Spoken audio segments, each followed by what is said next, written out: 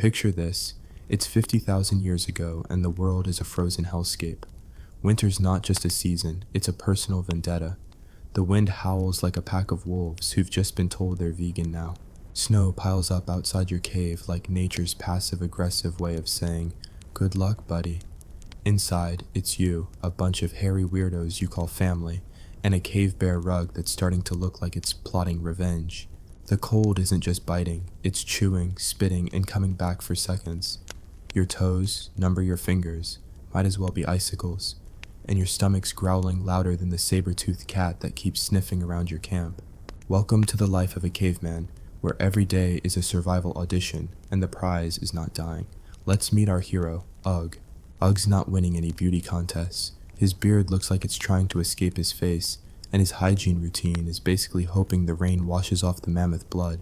But Ugg's got grit, a questionable amount of brain cells, and a burning desire not to freeze to death. Literally burning, because fire? Yeah, that's the dream. The ultimate flex of the Paleolithic era. Fire means warmth, cooked meat that doesn't give you food poisoning, and the ability to tell that saber-toothed cat to back off without becoming its chew toy. But here's the kicker. Nobody's invented fire yet. Or at least nobody in Ugg's tribe has a clue how to make it. They've seen it. Lightning strikes, forest fires. That one time, their cousin Thaw got too close to a volcanic vent and came back extra crispy. But making it? That's like asking a caveman to solve a Rubik's Cube. Ugg's tribe, the Rock Bashers, are a charming bunch. There's Grog, who thinks he's the leader because he once killed a woolly rhino with a particularly sharp stick. Spoiler, the rhino was already half dead from slipping on ice. There's Zog, the resident pessimist who's convinced the world's ending because the sun keeps disappearing at night. And then there's Lug, Ugg's little sister, who's smarter than the rest of them combined but keeps getting ignored because she's, a kid and female. Stone Age patriarchy, folks. It's as old as dirt, literally. The Rock Bashers have been holed up in their cave for weeks, surviving on frozen berries and the occasional squirrel that wandered too close. Their diet's so bad they're starting to think the cave bear rug smells appetizing. Winter's been relentless, the kind of cold that makes you wonder if the gods are just bored and messing with you. The tribe's tried everything to stay warm.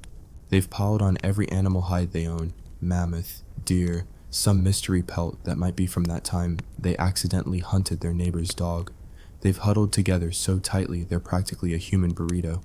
They've even tried running in circles to warm up, which mostly just made them dizzy and cranky. Nothing's working, the cold's seeping into their bones, and morale's lower than a sloth's metabolism. Ugg's had enough. He's not about to let his family turn into a prehistoric ice sculpture exhibit. He's got a plan. Well, less a plan and more a vague, reckless determination to do something, anything about this fire situation. Now, let's be real. The idea of fire is floating around like a half-baked rumor. The Rock Bashers have heard stories from traders, shady guys with extra pointy spears who claim they've seen tribes in warmer valleys dancing around glowing red stuff that keeps them toasty. Sounds like magic, or a scam. But Ugg's desperate, and desperation's a great motivator. He's seen what happens when lightning hits a tree. It crackles, it glows, it turns the forest into a barbecue. He's not dumb. Well, not that dumb. He figures if nature can make fire, so can he. All he needs is, something. Sticks? Rocks? A miracle? He's not sure, but he's ready to start experimenting, mostly because the alternative is freezing to death while Zog whines about the sun abandoning them. Ugg's first attempt at fire is, predictably, a disaster. He grabs 2 sticks, because that's what you do when you're a caveman with no instruction manual. He rubs them together like he's trying to start an argument. Nothing happens. He rubs harder. Still, nothing. His hands are blistered, his arms are screaming, and the sticks are just sitting there, mocking him. Grog, ever the supportive leader, laughs so hard he snorts mammoth jerky out his nose. Lug, though, she's watching. She's got this look like she knows Ugg's onto something but hasn't quite cracked it. She suggests hitting the sticks with a rock, because why not? Cavemen love hitting things. Ugg tries it. The sticks splinter. One flies into Zog's face, and now Zog's convinced the sticks are cursed. Great start, team. Undeterred, Ugg decides to scout the valley for inspiration. He treks out into the snow, his breath freezing in the air like tiny clouds of regret. The landscape's a nightmare, jagged cliffs, frozen rivers, and the occasional wolf eyeing him like he's a walking buffet. He's looking for anything that might spark an idea, literally. He finds a pile of dry grass, some flint rocks that look suspiciously useful, and a whole lot of nothing else. He's about to head back when he stumbles, literally, over a blackened tree stump. Lightning must have hit it weeks ago. The wood's charred, and there's this faint, ashy smell that screams, "Fire was here." Ugg's not a scientist, but he's got a gut feeling this stump's trying to tell him something. He grabs a chunk of charred wood and a couple of flints, because if you're a caveman, you don't leave potentially useful stuff lying around. Back at the cave, Ugg's got his loot spread out like he's hosting the world's saddest science fair. The tribe's skeptical. Grog's muttering about how they should just move south where it's warmer, like that's an option when you walk slower than a pregnant mammoth. Zog's convinced the flints are bad omens because they're too shiny. Lug, though, she's all in. She's poking the charred wood, sniffing it, probably thinking harder than anyone else in the cave. Ugg decides to try smashing the flints together. Why? Because it feels productive, and he's out of ideas. The first few strikes do nothing but make his hands hurt. But then, bam! A tiny spark flies out, lands in the dry grass, and for half a second, there's a flicker of light. The tribe gasps. Ugg freezes. The grass stops glowing. Grog calls it a fluke. Zog says it's the gods being jerks. Lug, though, she's grinning like she just invented sliced bread. Or, fire. Ugg's not giving up now. He's got a spark, literal and metaphorical. He spends hours smashing flints, trying to recreate that fleeting glow. His hands are a mess. His patience is thinner than a deer hide, and the tribe's starting to think he's lost it. But Lug's right there, suggesting they pile up more dry grass, maybe some twigs, anything to keep that spark alive. They're a team now, the caveman equivalent of a startup with no funding and a dream. The cave's filled with the clack, clack, clack of flint on flint, the tribe's holding their breath, and Ugg's praying to whatever deity's listening that he doesn't screw this up. Because if he does, it's back to freezing, starving, and hoping the cave bear rug doesn't come back to life. And honestly, he'd rather wrestle a mammoth than admit defeat. By now, the tribe's invested. Even Grog stopped laughing, mostly because he's hungry and tired of eating frozen squirrel. They're all watching Ugg and Lug, the dynamic duo of desperation, as they fiddle with their flints and grass. The sparks are coming more reliably now, but they're stubborn, fizzling out like the tribe's hopes and dreams. Ugg's starting to wonder if fire's just a cruel cosmic prank. But then Lug has an idea, because of course she does. She grabs some of the charred wood, crumbles it into the grass pile, and tells Ugg to aim his sparks there. Why? No clue, but she's the brains of this operation. Ugg strikes the flints again. A spark lands, the grass smolders. A tiny wisp of smoke curls up. The tribe leans in, eyes wide, forgetting how to blink. And then, poof, a flame. Small, pathetic, barely alive, but a flame. The cave erupts in cheers, grunts, and one very confused yelp from Zog, who's still not sure if this is a good omen or the apocalypse. That flame? It's not just fire, it's hope, it's survival. It's the middle finger to winter's icy grip. Ugg and Lug are heroes, at least until the flame dies out 5 seconds later, because nobody thought to add more fuel. Classic caveman move. But they've done it. They've made fire, or at least, they've made a start. The rock bashers are buzzing, half convinced they're invincible now, half worried they'll burn the cave down. Ugg's exhausted, Lug's already planning how to make this a regular thing, and the rest of the tribe's just happy they might not freeze tonight. But this is only the beginning. Fire's a fickle friend, and the Stone Age is a Harshest teacher. The rock bashers are about to learn that keeping a flame alive is harder than making one, and that winter's got more tricks up its frosty sleeve. So, the rock bashers have their precious little flame, a flickering speck of defiance against the endless, soul-crushing winter. For about 5 seconds, they're the kings of the Stone Age, high-fiving with their frostbitten fingers and grunting like they've just invented Wi-Fi. Then, because the universe loves a good laugh, the flame sputters out. Poof. Gone. Just a sad wisp of smoke and a pile of slightly singed grass mocking them. Ugg stares at the ashes like they've personally betrayed him. Lug's already poking through the debris, probably calculating how to avoid looking like idiots next time. Grog, predictably, declares the whole fire thing overrated and suggests they go back to huddling under the cave bear rug. Zog's muttering about how the gods clearly hate them, because why else would the magic glowy stuff vanish? Welcome back to the caveman grind, where every victory comes with a side of existential crisis. The tribe's morale is a roller coaster and not the fun kind. More like one built by someone who's never seen a roller coaster and thinks safety is just a fancy word for cowardice. They've tasted fire and now they're hooked. Warmth, light, the promise of not eating raw squirrel for the 47th day in a row. It's too good to give up, but making fire once was a fluke. Keeping it alive is like trying to convince a mammoth to be your pet. Ugg and Lug are the only ones still committed, mostly because Ugg's too stubborn to quit and Lug's too smart to let him. The rest of the tribe? They're split between this is the future and we're all gonna die. Classic group project vibes, Stone Age edition. Ugg's first order of business is to figure out why their glorious flame went kaput. He's no detective, but he's got a hunch it's got something to do with the fact that they didn't feed it. Fire's hungry, apparently, and not in a let's share this frozen berry kind of way.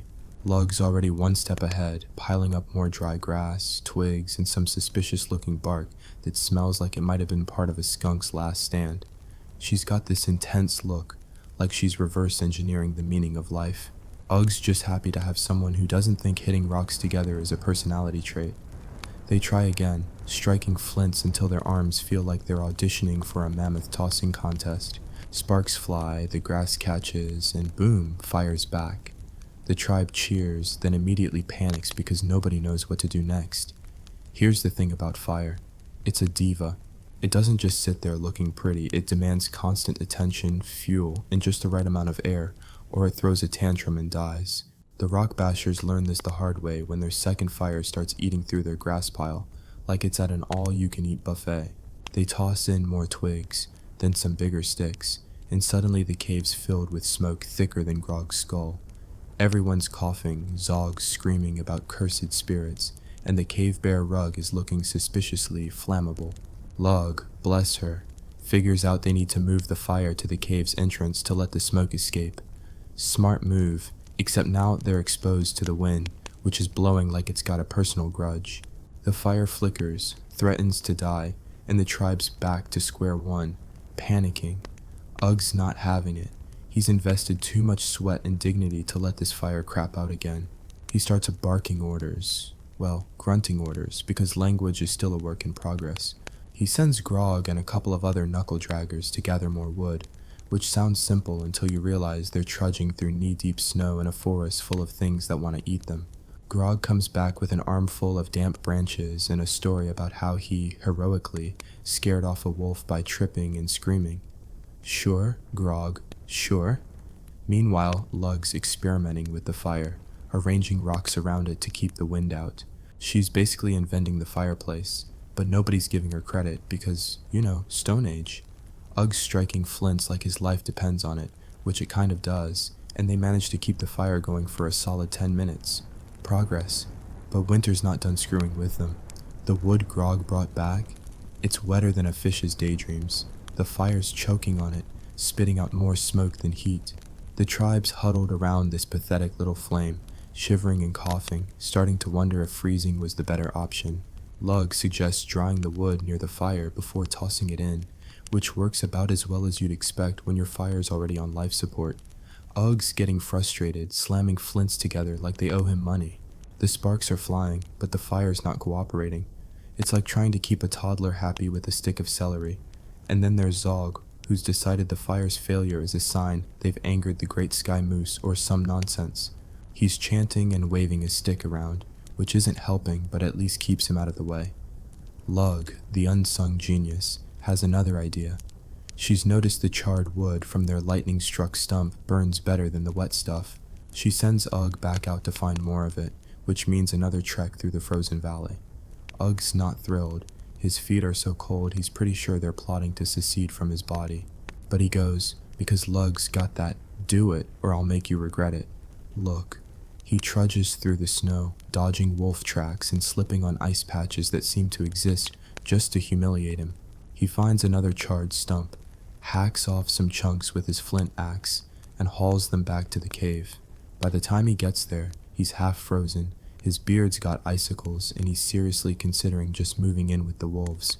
Back at the cave, Lug's got the fire stabilized. Barely. She's arranged the rocks into a proper ring, which is keeping the wind at bay and making her the MVP of this whole operation. Ugg dumps the charred wood into the mix, and holy mammoth, it works. The fire roars to life, actually producing heat instead of just smoke. The tribe's ecstatic, crowding around like it's the world's first bonfire party. They're warm for the first time in weeks, and it feels like they've hacked the Stone Age. Even Grog's grinning, though he's still taking credit for leading the effort. Zog's decided the fire's a gift from the great sky moose, so he stopped chanting and started roasting a squirrel skewer. It's a moment of triumph, the kind that makes you forget how much everything sucks. But here's the catch. Fire's not just a one-and-done deal. It's a lifestyle now. The tribe needs a constant supply of dry wood, charred or otherwise, and that means venturing out into the frozen wilderness regularly. The valley's not exactly a lumberyard. Every trip's a gamble with frostbite, wolves, and the occasional avalanche that seems to happen just because nature's feeling extra petty. Plus, the fire's attracting attention. Other tribes have spotted the glow from afar, and they're not all friendly. Some are curious, some are jealous, and some are just looking for an excuse to steal your cave and in your fancy new fire trick. The rock bashers are learning that fire's not just a tool, it's a target painted on their backs. Ugg's starting to feel the pressure. He's the guy who invented fire, so now everyone expects him to keep it going. Lug's helping, but she's got her own problems, like convincing the tribe to stop throwing random crap into the fire to see what happens. Spoiler, mammoth dung does not make a good fuel source. The tribe's also got to figure out how to store food now that they can cook it, because raw meat's starting to look a lot less appealing when you've got the option of a warm meal. And then there's the smoke issue. Turns out, living in a cave with a fire is like signing up for a lifetime of secondhand smoke exposure. The rock bashers are coughing, their eyes are watering, and Zog's convinced the fire's possessed by angry spirits. Again, by now, the tribe's got a system, shaky as it is. Ugg and Lug are the firekeepers, Grog's on wood duty, mostly because he's too lazy to think, and Zog's been relegated to spiritual advisor, which means he stays out of everyone's hair. They're keeping the fire alive, but it's a full-time job. Every gust of wind, every damp stick, every distracted moment threatens to snuff it out. And winter's not letting up. Snow's piling higher, the days are shorter, and the wolves are getting bolder. The rock bashers are surviving, but it's a grind. Fire's given them a fighting chance, but it's also made them realize how much work it takes to not die. And somewhere out there, other tribes are watching, waiting, and probably plotting to steal their hard-earned flames. The Stone Age is about to get a whole lot messier. The rock bashers are riding high on their fire-making swagger, or at least as high as you can get when you're still one bad day away from becoming a saber-toothed cat's lunch. Their cave's glowing with that sweet, sweet firelight, and for the first time in forever, they're not shivering their way through the night. Ugg's the tribe's golden boy, Lug's the brains nobody appreciates, and even Grog stopped grumbling, mostly because he's too busy gnawing on a half-cooked squirrel. Zog's still muttering about the great sky moose, but at least he's not waving sticks around like a deranged shaman anymore. The fire's a game changer, warmth, light, and the ability to roast meat without risking a stomach rebellion. But here's the Stone Age truth bomb. Fire doesn't solve your problems. It just trades them for new ones, like swapping a punch to the face for a kick to the shins. And winter? It's still out there, cackling like a hyena with a vendetta. Keeping the fire alive is like babysitting a spoiled toddler who's also a pyromaniac. It needs constant feeding, and the rock bashers are burning through their wood stash faster than a mammoth running from a landslide. The valley's not exactly a firewood supermarket. Every trip outside means braving snowdrifts, ice patches, and wolves that look at you like you're a walking charcuterie board. Ugg's leading the charge, because apparently fire guy now means wood guy too. He's trudging through the snow, his beard a frozen mess, hauling back anything that looks remotely burnable. Half the time, it's damp twigs that smoke more than they burn, turning the cave into a prehistoric vape lounge. Lug's trying to organize a drying system, stacking wood near the fire to prep it, but Grog keeps accidentally knocking it over because he's got the coordination of a drunk bison. Then there's the food situation.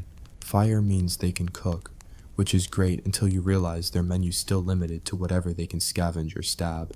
The tribe's been living on squirrels, berries, and the occasional deer that wandered too close, but winter's made game scarcer than a caveman with a skin care routine. Cooking's a revelation. Roasted meat tastes like victory, and it doesn't make your gut stage a revolt. But now they're eating faster than they're hunting, and the pile of bones outside the cave is starting to look like a serial killer's trophy collection. Lug suggests smoking meat to preserve it, which is a genius move, except nobody knows what smoking means yet. They try hanging strips of venison over the fire, only to end up with half-charred jerky in a cave that smells like a barbecue gone wrong.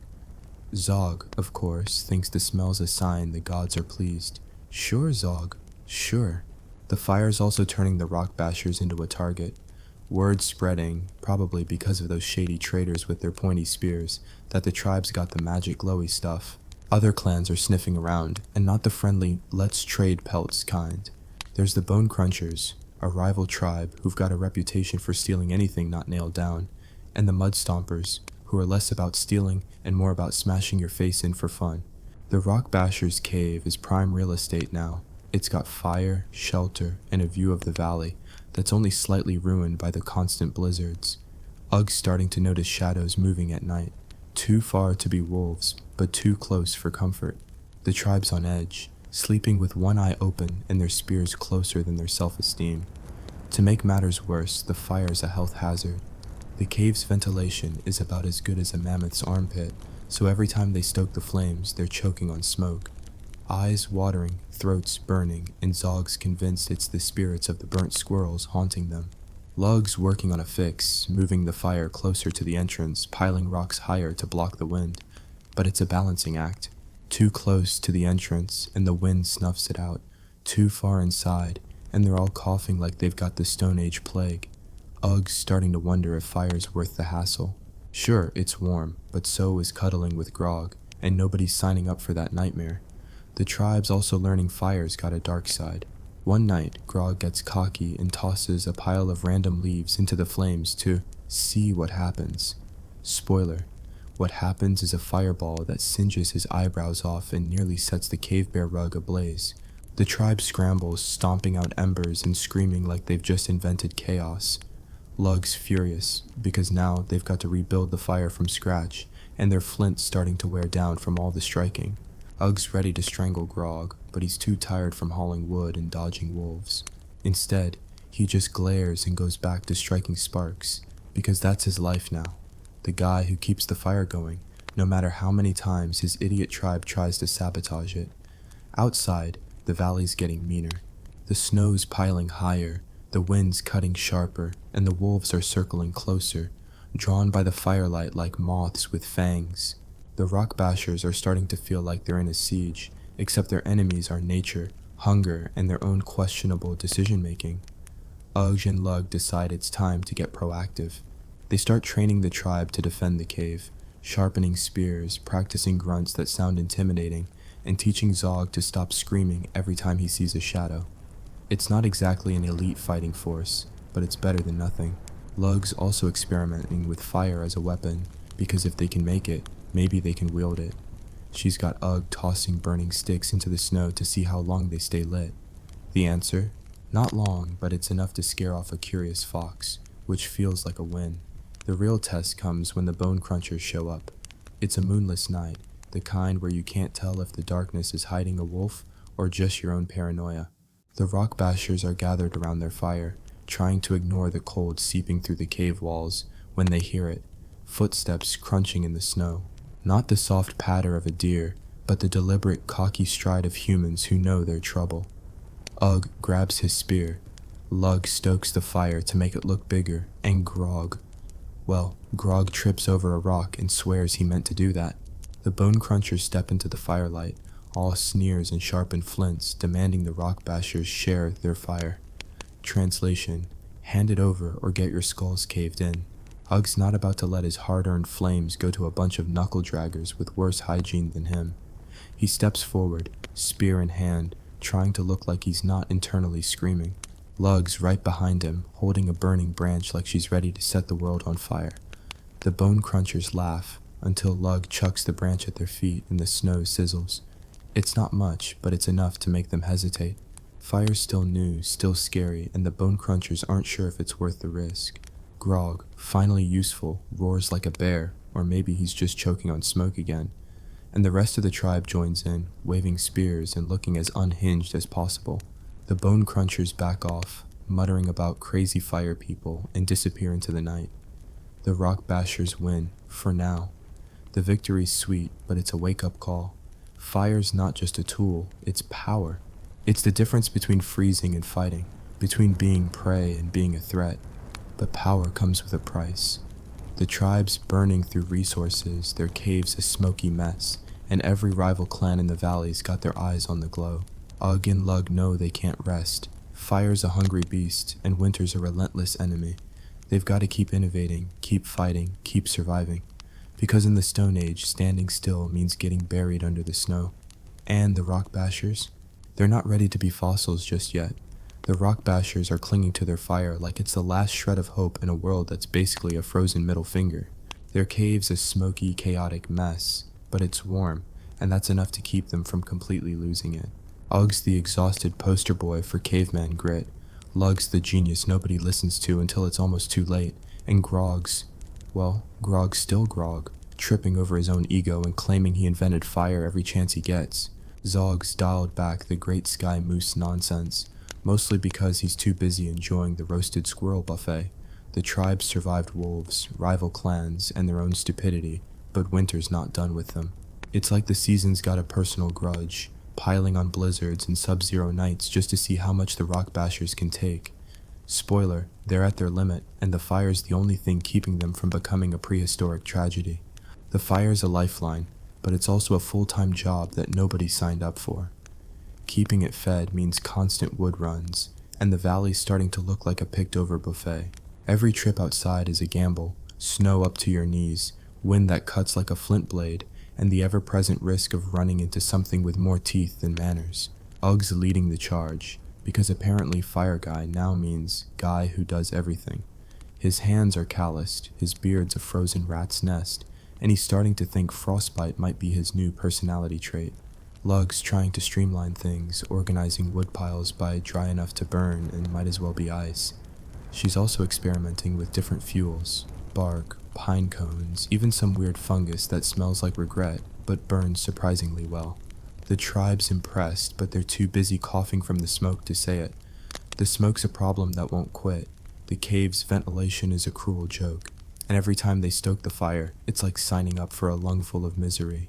Eyes stinging, throats raw, and Zog's back to muttering about cursed spirits, because apparently he can't go 5 minutes without a conspiracy theory. Lug's rigged up a sort of chimney by stacking rocks to funnel smoke out the cave entrance, but it's a half-baked fix. The wind keeps blowing it back in, and the tribe's starting to look like they've been chain-smoking mammoth dung. Ugg's ready to scream, but he's too tired, so he just glares at the fire like it's personally offended him. They're warm, sure, but at what cost? Their cave's basically a barbecue pit with a side of existential dread. Food's another headache. The fire's made cooking a thing, and the tribe's obsessed with roasting everything. Squirrels, rabbits, even some questionable roots Lug swears are edible. But winter's turned the valley into a food desert. The deer are gone, the berries are buried under snow, and the only thing plentiful is hunger. The tribe's smoked meat experiments are hit or miss. Half the time it's jerky, half the time it's charcoal with a side of sadness. Lug's pushing for a storage system, hanging meat strips high in the cave to keep them from spoiling or, worse, attracting scavengers. But Grog keeps testing the stash, which means eating it before it's ready, then blaming the gods when his stomach rebels. Ugg's starting to think starvation might be easier than dealing with Grog's nonsense. Then there's the outside world, which is less world and more endless reasons to die. The bone crunchers haven't come back since Lug scared them off with her flaming branch trick, but the valley's buzzing with rumors. Traders are spreading word about the rock bashers' fire, and every clan within a day's walk is either jealous or scheming. The mud stompers, those face-smashing enthusiasts, have been spotted lurking closer, leaving footprints in broken branches like a passive-aggressive calling card. Ugg's got the tribe on high alert, which mostly means everyone's clutching spears and jumping at shadows. Lug's pushing for fire as a defense. Torches, burning barriers. maybe even a moat of embers if they can figure out how to not burn themselves. It's ambitious, but so was making fire in the first place, and they pulled that off. The real kicker comes when a blizzard hits, the kind that makes you wonder if the sky's just dumping its entire snow inventory to spite you. The wind's howling, the caves shaking, and the fire's flickering like it's considering early retirement. The tribes piled every hide they own around the flames, but the cold's sneaking in anyway, turning their fingers and toes into popsicles. Ugg and Lug are working overtime, striking flints to keep the sparks flying, feeding the fire anything that'll burn, twigs, bark, Zog's least favorite spear. The tribes huddled so close they're practically one organism, and even Grog stopped pretending he's above cuddling for warmth. They're not just fighting for survival now, they're fighting for the idea that they can outlast this frozen nightmare. In the middle of the blizzard, the mud stompers make their move. It's the worst possible timing, which is probably why they picked it. They creep up under cover of the storm, figuring the rock bashers are too busy not freezing to notice. Wrong move. Lug's been prepping for this, and she's got torches ready. Actual torches, not just burning sticks. She's rigged them with pine resin, which burns hotter and longer, because of course she's figured out prehistoric pyrotechnics while everyone else is just trying not to die. Ugg grabs a torch, Grog grabs another, and only singes his arm hair a little. And the tribe forms a ragtag line at the cave entrance. The mud stompers step into the firelight, all bravado and bad intentions, but they freeze when they see the flames. Fire's still new, still terrifying, and Lug's waving her torch like she's ready to burn the whole valley down. The standoff's tense. The mud stompers are bigger, meaner, and probably dumber, but the rock bashers have fire and desperation on their side. Ugg steps forward, torch in one hand, spear in the other, looking like a caveman action hero who's had exactly 0 hours of sleep. He doesn't say much. Language is still more grunts than poetry, but his vibe screams, "Try me." Lug's right beside him, her torch casting shadows that make her look 10 feet tall. Grog's roaring again, which might be intimidating if he didn't keep tripping over his own feet. The mud stompers hesitate, then back off, disappearing into the blizzard like they've just remembered an urgent appointment elsewhere. The tribe cheers, half from relief, half from shock that they didn't all die. The victory's huge, but it's not the end. The blizzard's still raging, the wood's running low, and the fire's demanding more fuel than a mammoth demands grass. Ugg and Lug are exhausted, but they're not quitting. They've turned fire from a fluke into a way of life, and the tribe's starting to see it as more than just warmth. It's power, it's survival, it's the thing that makes them more than just another clan of freezing, hungry nobodies. They're innovating now, not just surviving. Lug's working on better ways to store fuel, maybe even grinding charcoal to mix with resin for longer burning flames. Ugg's teaching the others how to strike flints because he's sick of being the only one with blisters. Even Grog's pitching in, mostly because he's realized cooked meat tastes better when you're not dead. Winter's still out there, waiting to pounce, but the rock bashers are tougher now. They've got fire, they've got fight, and they've got Lug, who's basically the Stone Age's answer to a rocket scientist. The cave's still smoky, the food's still scarce, and the wolves are still circling, but the tribe's not just surviving, they're adapting. They're learning that fire's not just a tool. It's a promise that they can outsmart the cold, outlast the rivals, and maybe, just maybe, make it through this frozen hellscape without becoming fossils. The Stone Age is brutal, but the rock bashers are starting to think they might just be brutal enough to beat it. Picture this. It's 10,000 years ago, and the world is a navigation nightmare. No roads, no signs, just endless forests, deserts and mountains that look like they were designed by a sadistic deity with a grudge. You're part of the Wanderspear tribe, a ragtag bunch of hunter-gatherers who think home is wherever you collapse from exhaustion. Your leader Brack is a guy whose confidence is matched only by his ability to get lost.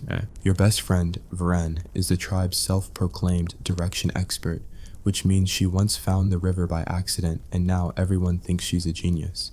And then there's you, Tor, the guy who's just trying not to trip over a root and become wolf chow. Your tribe's on the move because the berries ran out, the deer vanished, and the cave you were crashing in started leaking like a prehistoric sieve. Time to find a new spot to not die. Navigation in the Stone Age isn't just hard, it's a cosmic joke. There's no Google Maps, no turn left at the big rock. The landscape's a maze of death traps, swamps that swallow you whole, cliffs that sneak up like they've got a personal vendetta, and rivers that change course just to mess with you. The Wanderspears have been wandering for weeks, chasing rumors of a valley full of game and fruit trees. Sounds like paradise, except nobody knows where it is. Brack's plan is to keep walking until something looks familiar, which is Caveman for we're screwed. Vren's muttering about the stars, but it's daytime, so that's about as useful as a spear made of twigs. Tor, you're starting to think starvation might be less painful than listening to Brack argue with Vren about which way is forward. The tribe's toolkit for navigation is, frankly, pathetic. They've got their eyes, their ears, and a collective memory that's fuzzier than a mammoth's backside. Elders like old Gronk tell stories about the big tree with the funny branch, or the hill shaped like a lumpy skull, but half the time, those landmarks are gone, burned, washed away, or just misremembered because Gronk's been chewing weird leaves. Again, the tribe's also got some vague traditions about the sun and stars, but it's less celestial navigation and more the sun's up there, so good luck. Vren's obsessed with the idea that the sky can tell them where to go, but she's still figuring out which twinkly dots are stars and which are fireflies. Tor's just hoping they don't walk into another bear den like last month. That was not a fun surprise.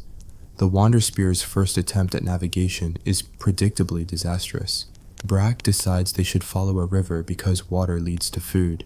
Solid logic until the river splits into three, and Brack picks the one that looks friendliest. Spoiler, rivers don't have personalities, and this one leads straight to a swamp. That smells like death's armpit. The tribe's wading through muck, dodging leeches, and cursing Brack's name while he insists they're almost there. Vren's no help. She's too busy trying to remember if the big star she saw last night was actually a planet or just her imagination. Tor's carrying old Gronk, who's complaining about his bunions and refusing to shut up about the time he navigated to a mammoth herd by following a butterfly. The tribe's morale is lower than a snake's belly, and they're starting to think getting lost is just their destiny. Desperate, Tor suggests they try something radical, paying attention to the land. He's no expert, but he's noticed the way moss grows thicker on one side of trees, probably because it's shadier or wetter or something. He's not sure, but it's better than Brack's pick a direction and hope strategy. Vren latches onto the idea, claiming it's nature's map, mostly because she wants credit for anything that works. They start checking trees, rocks, even the way the wind feels, because when you're desperate, you'll read meaning into anything. The moss trick seems to point them north, or at least what they think is north, since nobody's invented cardinal directions yet. It's a start, and the tribe's so tired of being lost, they're willing to believe in anything, even Tor's half-baked tree-hugging theory. The moss gambit actually works, for a bit. The tribe stumbles out of the swamp and into a forest that looks slightly less hostile. There's a faint trail, probably made by deer or something less friendly, and Brack declares it a sign from the gods. Tor's pretty sure it's just animal poop, but he's not about to argue with a guy who carries a club the size of a small tree. Vren's scanning the sky, waiting for night so she can test her star theory, but the clouds are thicker than old Gronk's skull, so that's a bust. The tribe keeps moving, following the trail and hoping it leads somewhere that isn't a dead end. They're hungry, tired, and starting to smell like they've been wrestling skunks, but there's a flicker of hope. Maybe, just maybe, they're not totally doomed. Then comes the hill. It's not just any hill. It's a steep, rocky beast that looks like it was designed to break ankles and spirits. Breck, ever the optimist, says it's probably the last hill before the valley. Tor is skeptical because Brack said that about every hill they've climbed in the past week. Vren's muttering about how the stars would have warned them about this if only the clouds would cooperate. Old Gronk's no help. He's reminiscing about a hill he climbed back in the day that was definitely bigger and scarier. The tribe starts the climb, slipping on loose rocks and cursing every deity they've ever invented. Halfway up, they find a cave, which sounds like a great place to rest until they hear the low growl of something that definitely isn't a bunny. Panic sets in. Brack swings his club like he's auditioning for a caveman action movie, Vren screaming about star omens, and old Gronk's shouting advice that mostly involves running away. Tor grabs a stick and waves it like he knows what he's doing, which he doesn't. The growling stops, and whatever's in the cave decides they're not worth the hassle. The tribe collapses, panting and swearing they'll never climb another hill again. But the view from the hilltop gives them a glimpse of something. A wide valley in the distance with smoke rising from what might be another tribe's fire. It's the first real clue they've had in weeks, and it's enough to keep them moving, even if their legs feel like they've been chewed by wolves. The Wanderspears are learning the hard way that navigation's not just about finding a path, it's about surviving the journey. They're starting to piece together a system, moss for direction, trails for hope, and sheer stubbornness to keep going when everything else fails. Tor's moss trick is their best bet so far, but Vren's still banking on the stars, and Brack's convinced his gut's the ultimate guide. Old Gronk's stories are starting to sound less like nonsense and more like cryptic hints, even if half of them are probably made up. The tribe's not there yet, but they're not dead, which is a win in the Stone Age. The valley's out there, somewhere, and the Wanderspears are determined to find it, even if it means dodging bears, climbing cursed hills, and praying Brack doesn't lead them into another swamp. The Wanderspears are still alive, which is a miracle considering they're navigating a world that seems designed to kill them in the most creative ways possible. The valley they spotted from that cursed hill is their holy grail, a rumored paradise of game, fruit, and maybe even a cave that doesn't smell like despair. But getting there? That's like trying to solve a puzzle with half the pieces missing and a saber-toothed cat chewing on the rest. Tor's moss-on-trees trick is keeping them vaguely pointed north, or at least what they hope is north, because nobody's invented a compass or a geography lesson. Vren's obsessed with the stars, waiting for a clear night to prove she's the tribe's navigation guru. Brack's still leading with the confidence of a man who's never been right but refuses to admit it. And old Gronk? He's spinning tales about a great river that points the way, which sounds promising until you realize he's been eating those weird leaves again. The tribe's stumbling through the wilderness, hungry, tired, and one bad decision away from becoming a cautionary tale. The forest they're trekking through is a nightmare of tangled roots, hidden bogs, and birds that scream like they're auditioning for a horror movie. Every step feels like a gamble. Will you trip, sink, or get ambushed by something with too many teeth? Tor's starting to think the moss trick is less nature's map and more nature's practical joke. The tribe's following it anyway, because it's the only plan they've got. Vren's no help during the day. She's muttering about constellations and glaring at the clouds like they've personally insulted her. Brack's strategy is to charge forward, club in hand, shouting about how he feels the valley's close. Tor's pretty sure Brack's feeling is just indigestion from eating unripe berries, but nobody asked him. The tribe's morale is dangling by a thread, and the thread's looking pretty frayed. Then, finally, a break. The clouds clear, and night falls with a sky full of stars. Vren's practically vibrating with excitement, claiming this is her moment. She points at a cluster of stars she calls the Big Spear, which is either a brilliant discovery or something she made up to sound important. The tribe gathers around, half expecting her to summon a magical path, half expecting her to get them more lost. Vren explains, with the confidence of someone who's maybe 30% sure of what they're saying, that the Big Spear always points the same way at night. If they follow it, they'll stay on course. Tor's skeptical. Stars are pretty, but they're not exactly screaming, "Turn left here." Still, it's better than Brack's follow my gut plan, so they decide to give it a shot. They mark the direction with a pile of rocks, because nobody trusts their memory after the swamp fiasco. The star trick works, kind of. The tribe moves at night, stumbling over roots and cursing the darkness, but they're going in a straight line for once. Vren's strutting like she's just invented navigation, even though Tor is pretty sure they're just lucky. Daytime's still a mess, though. The moss is inconsistent, and Brack keeps veering off to chase shortcuts that lead to dead ends, or worse, cliffs. One morning, they hit a river, and old Gronk swears it's the Great River from his stories. It's more of a mediocre stream, but it's flowing in the same direction as the Big Spear, so they take it as a sign. Following a river sounds smart until it starts curving like it's drunk, leading them into a canyon that's all sharp rocks and bad vibes. Brack declares it part of the plan, but Tor is starting to think the plan is just survive Brack's idiocy. The canyon's a death trap. The walls are steep, the path is narrow, and the river's getting wider and angrier. The tribe's hauling their meager supplies, spears, hides, and a sack of berries that's starting to smell like regret. Vren's trying to keep everyone calm by pointing out the Big Spear at night, but it's hard to care about stars when you're dodging falling rocks and praying the river doesn't sweep you away. Old Gronk's stories are getting wilder. He's now claiming he once navigated a canyon like this by listening to the wind. Tor is pretty sure the wind's just howling insults, but he's too tired to argue. The tribe's hungry, their feet are blistered, and the valley's starting to feel like a cruel myth. Even Vren's losing her spark, muttering about how the stars might be lying. Then comes the ambush. Not from animals, but from another tribe. The Stonebreakers, a gang of surly nomads who've been tailing the Wander Spears for days. They want the tribe's supplies, their spears, and probably their dignity. Brack, in a rare moment of competence, spots their tracks. Broken branches, scuffed dirt, the kind of sloppy trail you leave when you think your prey's too dumb to notice. The Wander Spears are cornered in the canyon, with nowhere to run and a river that's looking more like a moat. Tor suggests using the terrain, hide in the rocks, maybe lure the Stonebreakers into a trap. Vren's all for it, mostly because it means she doesn't have to admit her star plan's failing. Breck, predictably, wants to charge in swinging, but even he's starting to see that might not end well. Tor takes charge, because someone has to. He and Vren scout the canyon, using the moss and the river's flow to guess where the Stonebreakers might strike. They find a narrow choke point, perfect for an ambush of their own. The tribe sets up, spears ready, rocks piled for throwing, and old Gronk tasked with making distracting noises.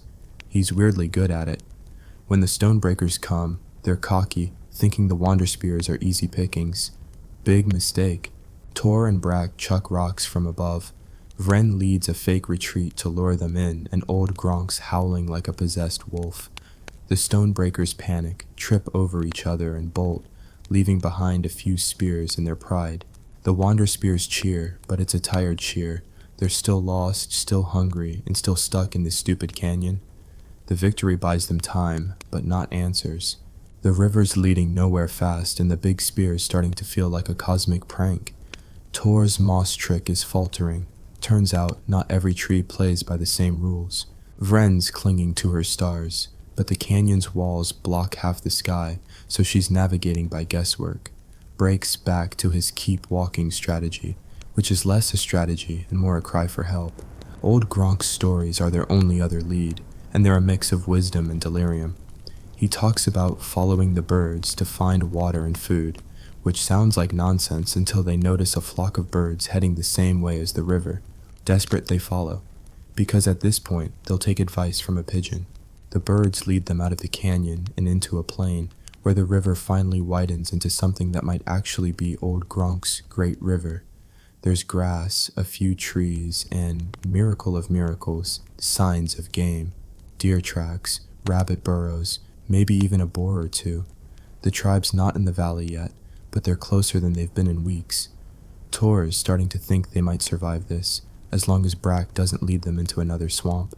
Vren's mapping the stars in her head, convinced she's cracked the code, even if half her constellations are just clouds. Old Gronk's claiming he knew the birds would save them, conveniently forgetting his earlier rant about a magic turtle. The Wander Spears are battered, bruised, and smelling like a landfill, but they're moving forward. The Stone Age is a brutal maze, but they're learning to navigate it. One mossy tree, one starry night, one dumb luck moment at a time. The Wander Spears are still kicking, which is honestly a shock given their track record of stumbling into every possible disaster. They've escaped the Canyon of Doom, dodged the Stonebreakers, and followed a flock of birds to a plain that doesn't immediately want to kill them. The valley of their dreams, full of game, fruit, and a cave that doesn't leak, is still out there, taunting them like a mirage. Tor's moss-on trees trick is barely holding up. Vren's star obsession is starting to feel like a cult, and Brack's leadership is as reliable as a spear made of wet clay. Old Gronk's stories are their only other guide, and half the time he's mixing up real memories with fever dreams about talking rocks. The tribe's hungry, their feet are shredded, and they're starting to smell like they've been marinating in swamp water. But they're alive, and in the Stone Age, that's basically winning the lottery. The plain they're on is a step up from the canyon, but it's no picnic. The grass is tall enough to hide a wolf, the ground's uneven enough to twist an ankle, and the wind carries a chill that reminds them winter's not far off. The river they're following is their lifeline, but it's moody, sometimes wide and calm, sometimes narrow and raging like it's got a personal vendetta. Tor's checking every tree for moss, but the plains got fewer trees than a bald mammoth, so he's mostly just squinting at shrubs and hoping for the best. Vren's waiting for night to consult her precious Big Spear constellation, but the clouds keep rolling in like nature's trolling her. Brax marching ahead, club swinging, claiming he feels the valley in his bones. Tor's pretty sure Brax's bones are just screaming from carrying old Gronk yesterday, but nobody's brave enough to say it. The birds they followed are still around, which is great until they realize birds don't care about human problems. The flock leads them to a marshy patch full of frogs and bugs, which old Gronk insists is a feast. The tribe tries eating the frogs, but they taste like regret and give Grog the runs, which he blames on bad spirits. Vren's not eating, she's too busy sketching star patterns in the dirt, trying to convince everyone she's cracked the navigation code. Tor is starting to think the stars are just mocking them, twinkling away while the tribe starves. But the river's still flowing in the same direction as the Big Spear, so they stick with it, because the alternative is admitting they're lost again, and nobody's ready for that kind of ego bruise. Then comes the wind trick. Old Gronk, in a rare moment of clarity, mentions how his old tribe used to listen to the wind to find their way. Tor's skeptical. Wind's just air with an attitude, right? But Vren latches onto it, claiming it's like the stars but invisible. She starts paying attention to how the wind feels, steady from one direction, carrying smells of pine or water, or occasionally something dead. It's not a map, but it's a clue. When the wind smells like forest, they head that way. When it smells like wet rock, they veer away. It's a crapshoot, but it leads them to a grove of trees with actual fruit. Sour, half-ripe berries, but food's food. The tribe gorges, and for a moment, they're almost happy. Then Grog eats too many and spends the night groaning, which ruins the vibe. The grove's a small win, but it's also a reminder of how fragile their situation is. The berries won't last, the river's starting to curve in ways that make Vren nervous, and the moss is getting harder to read on the sparse trees. Tor suggests marking their path, scratching symbols on rocks or snapping branches to track where they've been. It's not exactly a GPS, but it's better than wandering in circles like last week. Brack grumbles about wasting time, but even he's starting to see the value in not getting lost again. Vren's all in, carving little star shapes into tree bark because she's still ride or die for her constellations. Old Gronk's contributing by muttering about how his old tribe used to talk to the land, which sounds like hippie nonsense until they notice animal tracks, deer, rabbits, maybe even a boar, heading the same way as the river. The tracks are a game changer. The tribe's been living on frogs and berries, but real meat? That's the dream. They follow the tracks, spears ready, moving quieter than they ever have because nobody wants to scare off dinner. Tor's in front, using his moss trick to keep them oriented, while Vren's whispering about how the stars would confirm this if the clouds weren't such jerks. Brack's actually being useful, sniffing out the tracks like he's part bloodhound. They find a clearing with fresh deer prints and, miracle of miracles, an actual deer. It's a scrawny thing, but to the Wanderspears, it's a 5-star buffet. The hunt's a mess. Brack trips. Vren throws her spear too early, and old Gronk's shouting advice that mostly confuses everyone. But Tor lands a lucky hit, and the tribe eats like kings for the first time in weeks. Roasted deer over a makeshift fire tastes like victory, even if Grog's still complaining about his stomach. The feast boosts morale, but it also attracts attention. The Wanderspears aren't the only ones in the plain, and the smell of roasted meat travels faster than a rumor. A rival tribe, the Fang Claws, picks up the scent and comes sniffing around. They're not as aggressive as the Stonebreakers, but they're sneaky, leaving footprints and broken twigs just close enough to make the Wanderspears paranoid. Tor suggests moving camp at night, using Vren's stars to stay on course and avoid leaving a trail. It's risky, nights when the wolves prowl and the firelight's a beacon, but staying put means a fight they might not win. The tribe packs up, douses their fire, and moves under the Big Spear's glow, stumbling through the dark and praying they don't walk into a bear. The night march is brutal. The plain's full of hidden roots and rocks that seem to exist just to trip them. Vren's leading, whispering about stars like she's in love, but even she's struggling to keep the Big Spear in sight through the trees. Tor's marking their path with scratched rocks, hoping they can backtrack if this goes south. Brack's carrying old Gronk, who's muttering about how his old tribe never had to walk at night because they followed the moon's shadow. Nobody knows what that means, but it's better than his turtle stories. The fang claws don't follow, either because they lost the trail or because they're not stupid enough to wander in the dark. The wander spears make it to a new camp by dawn, exhausted but alive, with the river still in sight and the valley feeling closer than ever. The tribe's starting to get the hang of this navigation thing, even if it's by the skin of their teeth. Tor's moss and markers, Vren's stars, the river's flow, and even old Gronk's half-crazed stories are coming together into a system. It's not pretty, but it's working. They're reading the land, tracks, wind, plants, like it's a cryptic book written by a drunk god. The plains opening up, revealing more signs of life. Bird nests, fish in the river, even a patch of edible roots that don't taste like poison. The valley's still a dream, but it's not a myth anymore. The wander spears are battered, starving, and one wrong step from disaster, but they're moving forward. The Stone Age is a maze with no exit, but they're learning to cheat the map. One star, one track, one desperate gamble at a time. The wander spears are teetering on the edge of triumph or total collapse, which is pretty much their default state by now. They've dodged wolves, outsmarted the fang claws, and survived Brack's leadership, which deserves a medal of its own. The valley of their dreams, packed with game, fruit, in a cave that doesn't double as a wind tunnel, is so close they can almost taste it, assuming it doesn't taste like those rancid frogs from the marsh. Tor's moss trick is hanging on by a thread. Vren's star obsession is starting to pay off despite the clouds, and old Gronk's stories are either genius or gibberish. Nobody's sure anymore. Brack's still swinging his club like he's the hero of this saga, but the tribe's secretly betting on Tor and Vren to keep them from walking off a cliff.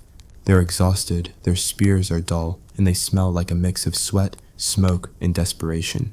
But the river's still guiding them, the stars are winking encouragement, and the valley's got to be real. Because if it's not, they're out of reasons to keep going. The plain they're crossing is starting to feel like a cruel prank. It's flat enough to give them hope, but littered with ankle-twisting rocks and patches of mud that suck at their feet like a clingy X. The river's their lifeline, but it's getting wider and slower, like it's tired of this journey too. Tor's checking every tree and shrub for moss, but the plain's stingy with landmarks, and he's starting to wonder if moss is just nature's way of trolling him. Vren's sticking to her big spear constellation, leading night marches that leave everyone bleary-eyed and grumpy. Brack's pushing them to move faster, claiming he smells the valley, which is rich coming from a guy who hasn't bathed since the last ice age. Old Gronk's muttering about a great tree that marks the valley's edge, but his description, tall, leafy, possibly magical, could apply to literally any tree. The tribe's holding it together, but barely, like a spear held together with chewed-up sinew. The river leads them to a ridge, which is great until they realize it's another climb. The wander spears are so done with hills they're ready to declare war on elevation itself. Brake charges up like it's no big deal, only to slip on loose gravel and eat dirt, which the tribe pretends not to notice. Vren's scanning the sky, praying for a clear night to confirm her stars, while Tor's marking the path with scratched rocks, because he's not trusting Brack's instincts again. Old Gronk's riding on Tor's back, rambling about how his old tribe crossed a ridge like this by singing to the stones. Nobody's got the energy to question him, but Tor's starting to think those weird leaves are doing most of the talking. The climb's brutal, windy, steep, and littered with rocks that seem to move just to trip them. But when they reach the top, they see it, a sprawling valley below, green and alive, with smoke curling up from what might be another tribe's fire. It's real, it's right there. The wander spears cheer, then immediately start arguing about who gets credit. The descent's no picnic either. The ridge is steep, the path is slippery, and the tribe's so excited they're not watching their step. Grog, who's been quiet since the deer feast, picks now to trip and roll halfway down, taking out a bush in his dignity. Vren's too busy staring at the valley to help, muttering about how the big spear knew they'd make it. Tor's keeping everyone focused, using his moss trick to pick the least deadly root down. Old Gronk's claiming he's been here before, which is dubious since he also claims he once wrestled a mammoth and won. The valley's close, but it's guarded by a final stretch of forest, dense, dark, and full of noises that make the tribe clutch their spears tighter. The river's still with them, winding through the trees like a grumpy guide who's sick of their nonsense. The forest is where things get hairy. Literally. They stumble across bear tracks, big, fresh, and way too close for comfort. Brack wants to fight it because of course he does, but Tor shuts that down fast. They're not losing the valley to a bear-shaped death wish. Vren suggests using the stars to skirt the bear's territory at night, which is great until they realize the forest canopy blocks the sky. Tor falls back on his markers, scratching arrows into trees and piling rocks to keep their path straight. Old Gronk's muttering about following the water's song, which turns out to mean listening to the river's flow, stronger toward the valley, weaker elsewhere. It's the first useful thing he said in days, and the tribe's too shocked to give him credit. They move quietly, avoiding the bear tracks, and for once, Brack's not charging into disaster. Progress. The valley's edge is in sight, but the forest throws one last curveball. A rival tribe, the Thorn Skulls, camped right where the river meets the valley. They're not as sneaky as the Fang Claws or as brutal as the Stonebreakers, but they've got numbers and a fire that says they're not moving. The Wander Spears are too close to give up, but they're also too tired for a fight. Tor suggests negotiation, offers some of their deer jerky, the non-charred stuff, in exchange for safe passage. Vren's skeptical, because the Thorn Skulls don't look like the sharing type, but she's got no better ideas. Brack's itching to swing his club, but even he knows they're outnumbered. Old Gronk, weirdly, steps up, claiming he knows the Thorn Skull's leader from the old days. Nobody believes him, but they're out of options. The negotiation's a tense, awkward mess. The Thorn Skulls are suspicious, eyeing the Wander Spears like they're planning to steal their fire and their lunch. Old Gronk shuffles forward, spinning a tale about trading with their leader's father over a sacred elk horn. It's probably nonsense, but the Thorn Skull's leader hesitates, maybe because Gronk's so old he might actually be telling the truth. Tor offers the jerky, Vren throws in a flint knife for good measure, and Brack manages not to threaten anyone for a solid 5 minutes. The Thorn Skulls agree to let them pass, but not without a warning. The valley's not empty, and not everyone's friendly. The Wander Spears nod, grab their stuff, and hightail it before the Thorn Skulls change their minds. They're in the valley. It's real, green, alive, with deer grazing and fruit trees heavy with promise. The river's calm here, the air's warm, and there's a cave that looks like it might not leak. The Wander Spears collapse, too tired to cheer, too relieved to care about the smoke in the distance or the faint howl of wolves.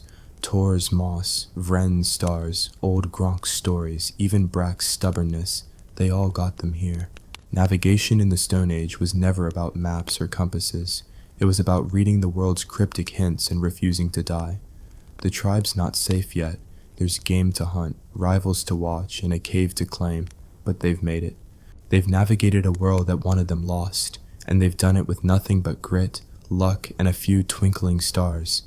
The Stone Age is a brutal puzzle, but the Wander Spears are starting to think they might just be clever enough to solve it. Hey guys, imagine for a moment you're crouched beside a smoldering pile of sticks. Your hands trembling because you just discovered something that will change the fate of humankind forever. What if I told you this was no planned breakthrough but a fluke so absurd it would make a slapstick comedian blush? In the next few minutes, you'll witness the chaotic, tragedy-laced, and utterly ridiculous birth of cooking itself. Before you get comfortable, please hit like and subscribe, but only if you truly enjoy what I do. Drop a comment telling me where you're tuning in from and what time it is for you. It's always fascinating to see who's joining us from around the world. Now dim the lights, maybe turn on a fan for that soft background hum, and let's dive together into today's journey. Our story begins in a time so bleak that even crows refuse to hang around. Picture a ragtag band of early humans. Call them Homo eradicus. No taller than modern-day kindergarteners and with fashion sense that would terrify even the most avant-garde runway model. They subsisted on raw tubers, half-rotten berries, and the occasional insect if you squinted hard enough. Survival was messy. One day, you ate a moderately fresh snail.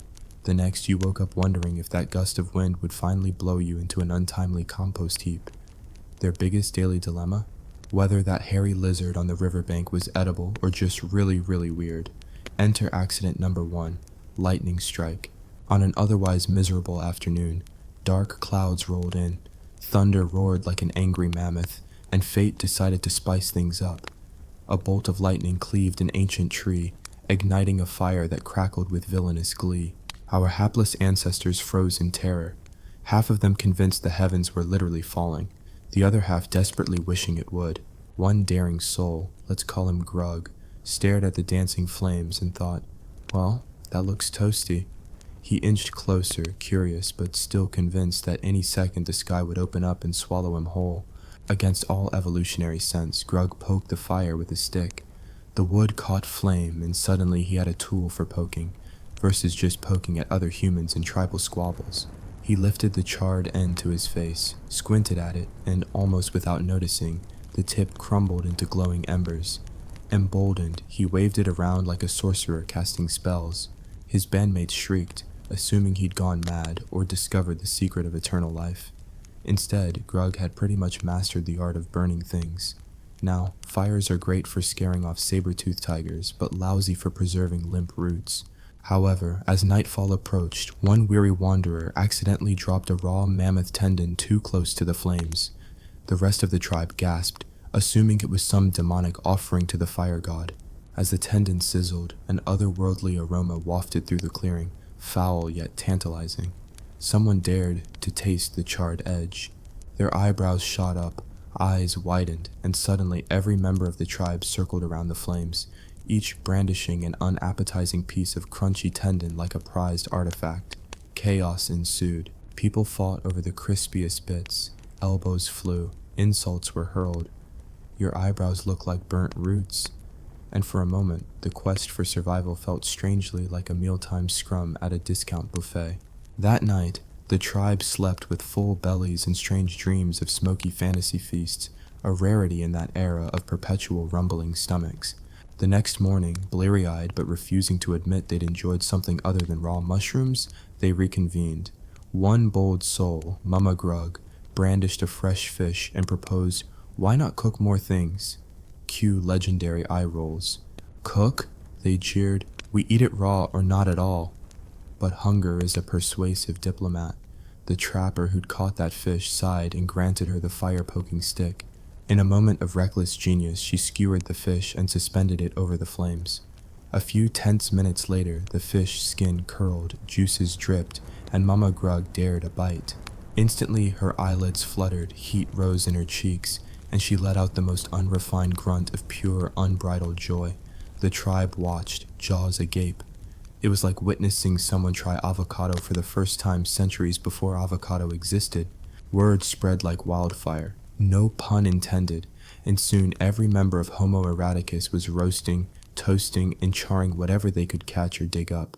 Roots became edible cakes, nasty berries fermented into a slightly less terrible drink, the first accidental alcohol binge, and insects transformed into crunchy delicacies. The tribe swelled with pride, until they realized that cooking required constant fire maintenance. Someone had to be the fire warden, a thankless role involving endless wood gathering, soot cleaning, and dealing with smoke-blind neighbors accusing you of witchcraft. But what would a great revolution be without tragedy? Accident number 2, the fire jump. One overly enthusiastic adolescent, Zog, tried to prove his bravery by leaping through the flames, thinking he'd transform into a fire god. Instead, he emerged singed, panicked, and completely lacking any divine powers. The tribe, torn between laughter and horror, finally agreed that proximity to fire should ideally be less than full immersion, a rule that would persist until scuba divers discovered they could breathe underwater but not through fire. Now, armed with cooking knowledge, our ancestors faced a sobering reality. Cook too much and you waste precious calories. Cook too little and you die of food poisoning. This conundrum birthed the earliest culinary science, albeit a science based on trial, error, and unfortunate side effects. The first recorded instance of stomach churns probably belongs to someone who undercooked a woolly rhino steak. Recipes emerged: charred root stew, half-baked lizard casserole, and smoke-kissed bug salad. Each attempt teetered on the edge of greatness and gastrointestinal disaster. Villagers began to specialize. Some became firekeepers, eternally bound to the glowing embers. Others became butchers, skilled in dismembering beasts without mangling limbs into inedible clusters. A particularly enthusiastic few were appointed taste testers, an honor that meant you might get to eat first, but in return, you risked being mummified by unknown toxins. Death by dinner is ironically the worst way to go. Through the absurdity, survival improved incrementally. Tribal gatherings around the fire became social highlights, storytelling marathons punctuated by the crackle of flames, impromptu dances to ward off boredom, and more than a few bets on whose meal would kill the cook first. The fire circle became the birthplace of humor, mocking the burnt, the undercooked, and those who dared to try seasoning with questionable ferns. And yet, for all the progress, life remained a precarious comedy of errors. Accident number 3, the forest burn. One overzealous crowd, inspired by the dancing flames, decided it was a brilliant idea to push more wood into the fire to make it extra merry. Instead, the inferno leaped beyond the cooking pit, igniting the undergrowth. Panic ensued, children screamed, elders cursed, and the entire tribe scrambled like startled ants. In the end, they saved their huts, but lost half their stored tubers. The lesson: never let enthusiasm outpace common sense, especially when dealing with fire. But sometimes wisdom emerges from calamity. The tribe erected a rudimentary stone circle around their fire pit, making cooking safer and inadvertently inventing the first hearth. They discovered that certain stones cracked with a satisfying pop, adding drama to their gatherings. They learned to channel smoke away from sleeping quarters, improving sleep quality, still subpar, but an upgrade from smoky nightmares. And most crucially, they realized that cooking wasn't just about survival. It was about community, laughter, and sharing experiences. Fast forward several sun cycles, our descendants, though still sporting loincloths and lousy dental hygiene, started to master these culinary arts. They traded roasted roots for painted stones, exchanging recipes along the way. Cooking became a cultural touchstone. Every tribe had its signature stew, its prized flame-tended pastry of mashed roots, and the most embarrassing folklore about the neighbor who tried cooking a live frog and ended up chased out of camp. Through trial and error, they refined techniques, soaking roots to reduce bitterness, wrapping meat in leaves for flavor, and tentatively using early herbs to mask odd tastes. They marveled at the concept of leftovers, food that survived beyond one meal, and developed storage pits, the great-grandparents of modern refrigerators. The idea of planning ahead for dinner, unthinkable just days ago, was now a coveted skill. All this absurdity and suffering culminated in an unexpected miracle. Humans started living longer. Fewer stomach upsets, more nutrients unlocked by cooking, and the communal joy of sharing a hot meal forged stronger bonds. Children grew to adulthood without being mistaken for chew toys by predators. Elders passed down tales of near starvation with nostalgic relish, and the concept of delicious became a universal truth. Yet, for all their triumphs, these pioneers of the stove remained blissfully ignorant of what lay ahead. Villages that would one day smolder under invading hordes, kitchens that would spark architectural innovations, hello chimneys, and a constant battle against the very fire that saved them. For now, they basked in the simple glory of molten ember and crisped fish skins, unaware that this accident would ripple through millennia, leading to Michelin stars, deep-fried everything, and endless food blogs. But that, dear friends, is a tale for another time.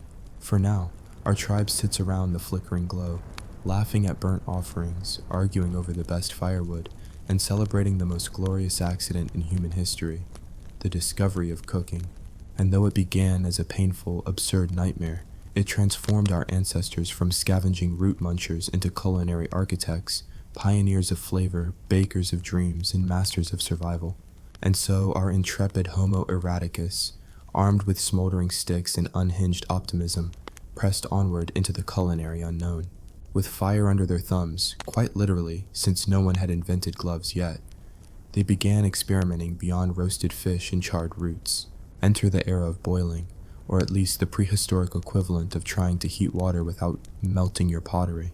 They discovered clay by accident when one ambitious soul, Grula the Gatherer, squashed a muddy lump against a flat stone, creating an oddly sturdy vessel.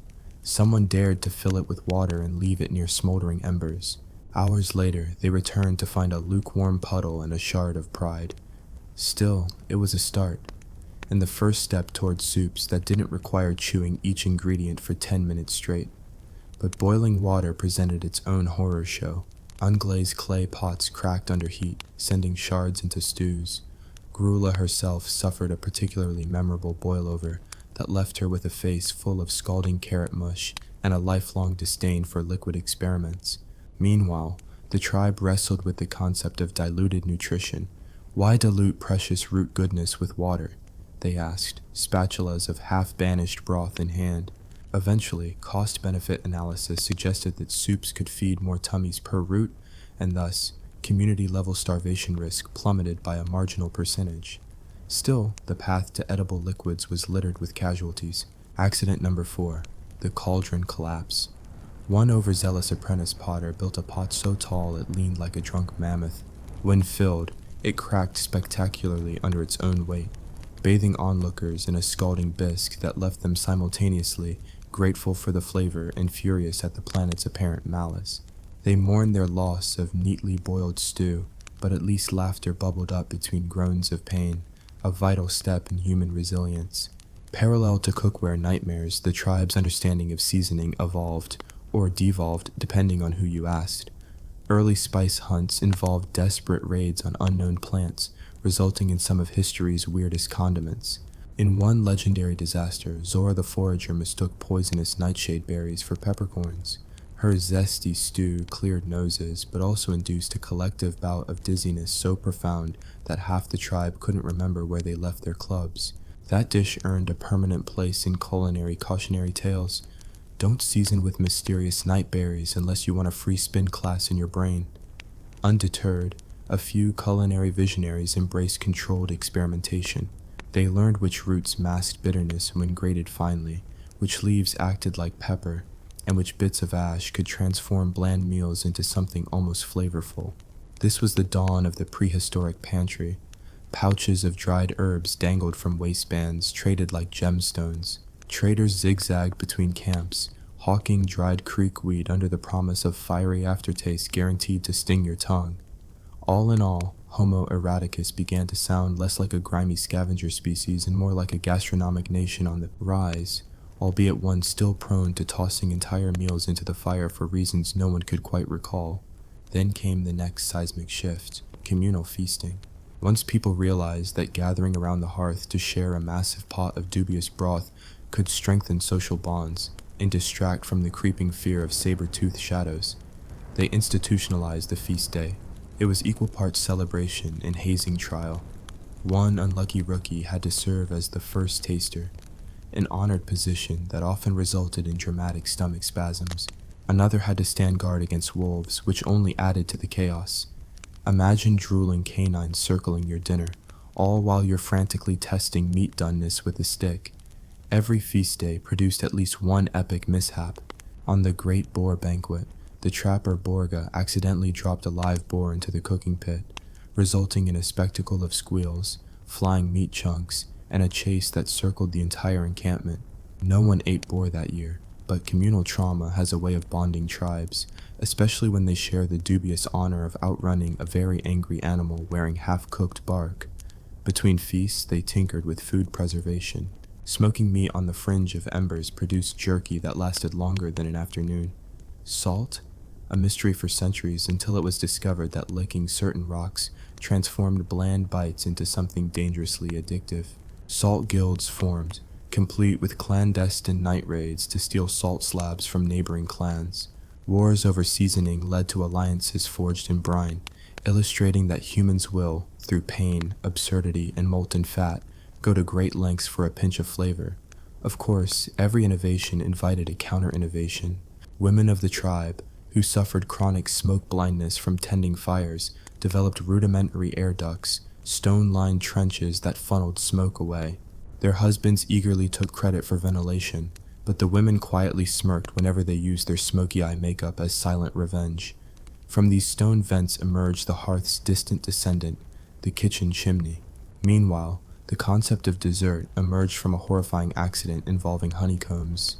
One day, a forager named Thim stung herself with a swarm when smashing beehives against heated stones.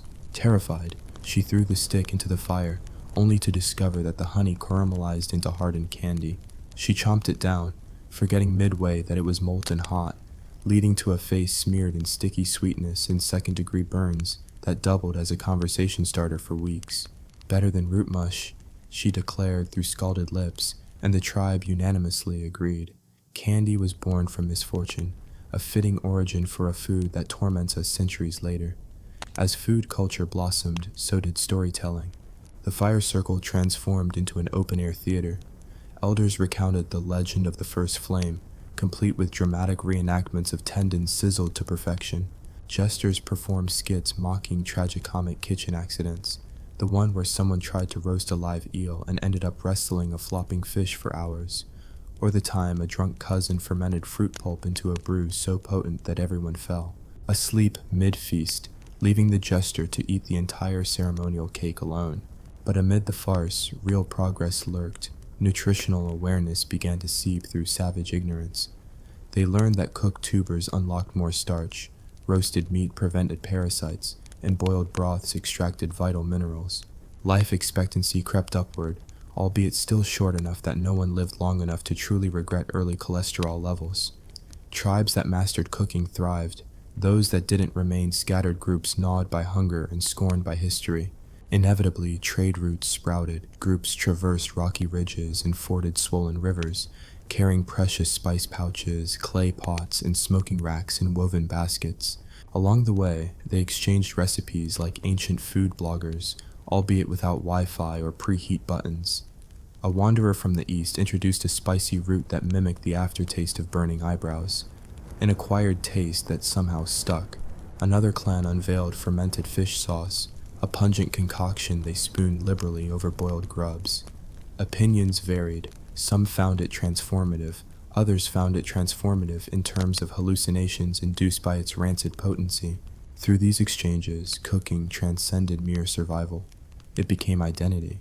Each tribe's signature dish carried the weight of generations. The winter stew that warmed souls through blizzards, the spring salad of tender shoots promising renewal, the summer roasted berry compote that blurred the line between fruit and jam. Seasonal feasts evolved, and with them, rituals, offering the first flame-kissed morsel to the ancestors, dipping fingers into communal bowls to bond with kin, and sacrificing a portion to the fire spirit in hopes of sparing the next harvest from lightning strikes. Yet for all this innovation, nature remained a hair-trigger antagonist. Animal migration shifted without warning, forcing sudden menu changes. One season, giant sloths provided sumptuous roast. The next, drought rendered water scarce and turned pastures into dust. In those lean times, the tribe turned to pit roasting, burying prey under hot coals for days until every ounce of fat resolved into gelatinous glory. It was a gamble. Leave food too long and it began to smell like ancient swamp. Dig it up too early and you had a lukewarm furball. But those who mastered timing earned legendary status as pit lords, revered, if not feared, for their clandestine deep-fry methods. Chemical curiosities also emerged. Alkaloids in certain mushrooms either rendered people unconscious or sent them into euphoria, so intense they danced with shadows for nights. These fungal forays birthed the first recorded food trips, complete with tribal shamans who claimed divine visions. Whether the shamanic chants truly summoned spirits or just masked the smell of old mushroom guts remains disputed, but either way, it added a dimension to food culture that no one saw coming. By now, the cooking revolution had spun far beyond its humble, flame-sparked origins. Homo eradicus had transformed from root-chewing nomads into proto-chefs, their lives rotating around the hearth like planets around the sun. Fire was no longer a scary visitor, but a domestic partner, demanding, fickle, but utterly essential. They learned to cradle embers in sandstone cradles, coax tinder into roaring flames, and tame the chaos of combustion into predictable warmth. Through it all, the story remained one of chaos-born brilliance, of grotesque experiments yielding culinary breakthroughs, and of laughter in the face of scorching calamities. These were not the sterile laboratories of modern gastronomy, but wild, smoky theaters of trial and error, where raw ambition collided with molten fat and where the price of progress was measured in singed eyebrows and the occasional missing limb. As part 2 of our saga closes, the fire still crackles, embers glow with promise, and our ancestors, soot-smudged and triumphant, stand on the brink of gastronomic mastery. Ahead lie innovations in fermentation, the dawn of grain-based flatbreads, and perhaps even the horrifying temptation of deep frying. But those chapters wait for the next flicker of flame and the next wave of delicious disaster. Stay tuned, because cooking history is only getting hotter. And so, as the embers of part 2 die down, our soot-smeared forebears wipe their mouths on grimy sleeves, blink twice in the dawn light, and prepare to conquer the next horizons of human appetite. The saga of cooking has expanded from raw rage roasting to clay cauldrons and communal feast. And now, dear friends, we delve deeper into the alchemical sorcery of fermentation, the daring invention of grain-based flatbreads, and the first, baffling, utensils that would shape our relationship with food for millennia to come. It begins with accident number 5, the forgotten barrel. One brisk morning, while gathering river reeds for makeshift mats, an absent-minded gatherer named Hara tipped over a half-buried wooden barrel filled with yesterday's half-eaten berry mash. Instead of yesterday's rancid goo, Hara found bubbling, frothy liquid that hissed like a cornered serpent. She sniffed it, recoiled at the stink, then, perhaps driven by hunger or sheer curiosity, dared a tentative sip. Moments later, her eyes crossed, limbs wobbled, and she began narrating the entire clan's ancestry in deep, operatic tones. Witnessing this, the tribe dubbed the concoction the Spirit Brew and promptly enacted a rule. Only those willing to dance with hallucinations would be deemed worthy taste testers. The Spirit Brew spread like wildfire. Barrels of discarded fruit mash became prized experiments in mild intoxication. Some days ended in delirious communal drumming circles under moonlight. Others ended in territorial disputes over who had the bigger hangover. Trade caravans formed, ferrying barrels of brine-soaked berries from one encampment to the next. The Drunken Summit was born, an annual gathering in which clans compared fermentation techniques. Did you let it sit 3 nights under a rat's nest for that extra funk? Did you bury it beneath the ooze of decaying leaves for earthy undertones? Recipes became tribal secrets, whispered by firelight and guarded like gold. Meanwhile, on the opposite side of the food revolution, the concept of grinding stones emerged. Grinding stones were simple. 2 flat rocks, one you held, one you rotated. But this simple tool transformed the culinary landscape. Suddenly, tough seeds, roots, and grains became palatable. Unknown to them, what they ground were the precursors to cereals, porridges, and, most momentous of all, flatbreads. Accident number 6, the cracked grain. A hunter named Urok, frustrated with the brittle shells of certain wild grass seeds, began stomping on them with his foot while waiting for the Spirit Brew to take hold. He ground enough to mix with water, forming a paste that stuck to a hot flat stone near the fire. Within moments, that sticky smear puffed into a crude, charred pancake. Urok ate it, grimaced through mouthfuls of burned bits, and immediately recognized the future. He reported back to the tribe, better than bug paste and cleaner on the hands. The seeds of civilization, literally, were ground, mixed, and slapped on rocks. As flatbreads gained popularity, so did specialization. A subset of the tribe, known henceforth as the Millers, set up camp near sturdy quartz deposits.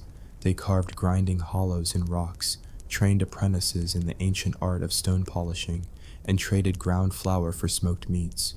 Flour, of course, was chaotic to handle. Windstorms would carry it into eyes, mouths, and nostrils, sending unsuspecting cooks sneezing fits so violent they risked dislodging brain matter, or so elders claimed. Nevertheless, the pursuit of flour rewarded the patient. Porridge warmed cold mornings, flatbreads carried portable energy, and early cakes made from mashed tubers and grain scraps ushered in the concept of dessert beyond molten honey. And yet, with each triumph, calamity lurked. Accident number 7. The exploding porridge. One particularly ambitious cook tried to speed up porridge by heating it in a sealed clay pot. Unaware of steam pressure dynamics, she sealed the lid with wet clay, placed it near the fire, and went off to collect berries. When she returned, the pot lay shattered, steaming fragments scattered around like a modern art installation. Her face bore streaks of porridge and soot, and her hair sprouted gray in that single moment.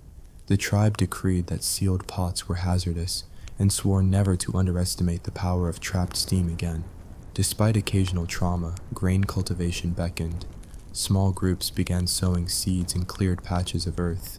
Their first crops, wild barley, einkorn wheat, and tear-shaped millet, yielded meager harvests but enough to encourage expansion. Villages formed around these fields, bristling with wooden stakes to ward off rodents and clumsy neighbors. The result? Seasonal surpluses of grain, leading to storage pits that remained edible beyond the leanest winters. The notion of planning for famine, once absurd, became a cornerstone of communal life. "Better to have stale porridge than no porridge," quipped the village elder, patting a brittle sack of grain, and the tribe nodded solemnly, teeth chattering against hunger. Pottery followed closely. Accident number 8, the clay oven. A potter named Luga experimented with mound construction, building a dome of mud over a pit of glowing embers. She noticed that after several hours, the inner walls of the mud dome hardened into earthen brick. Curious, she stirred the embers out, scraped out coals, and placed a slab of stone on the pit floor. Into this primitive oven she slid a round of dough.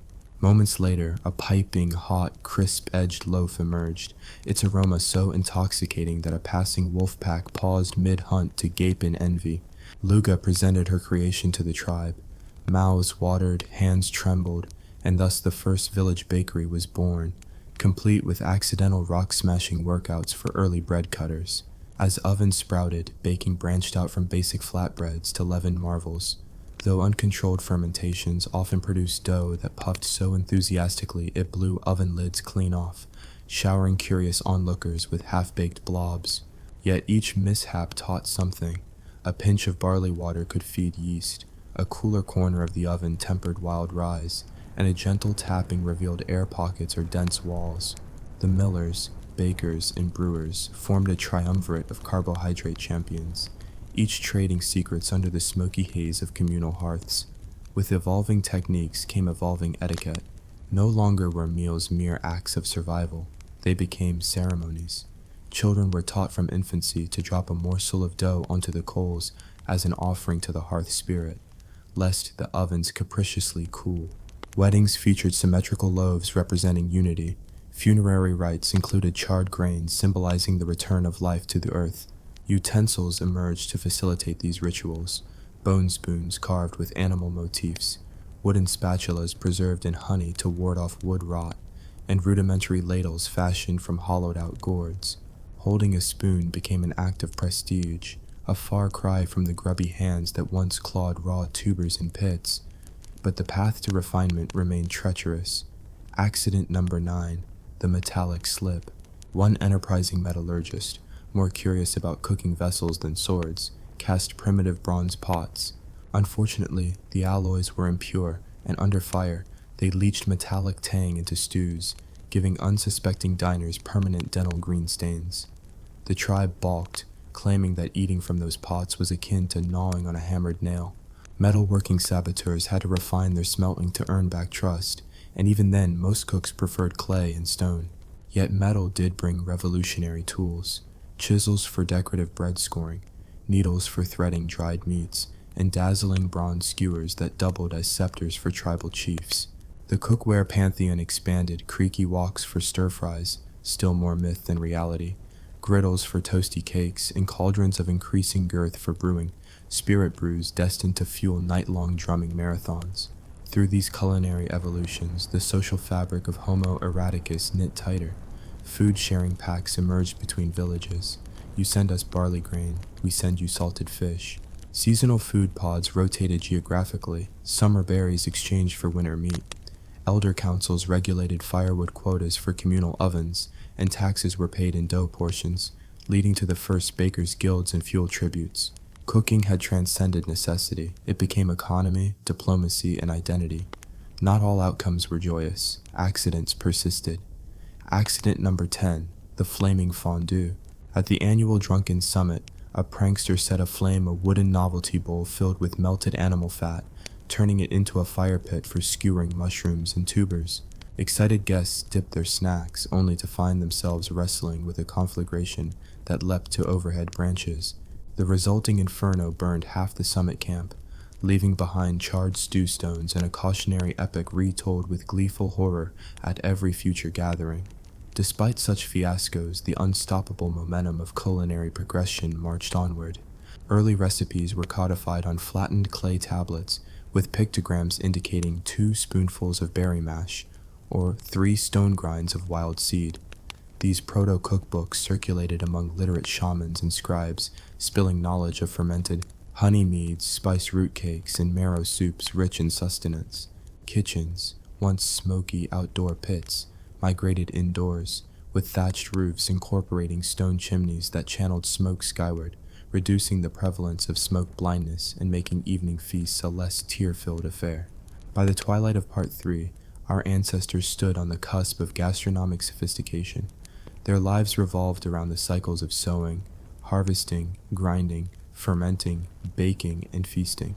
Yet, for all their progress, they remained humble servants, or perhaps ever-frustrated masters of fire and fluctuation.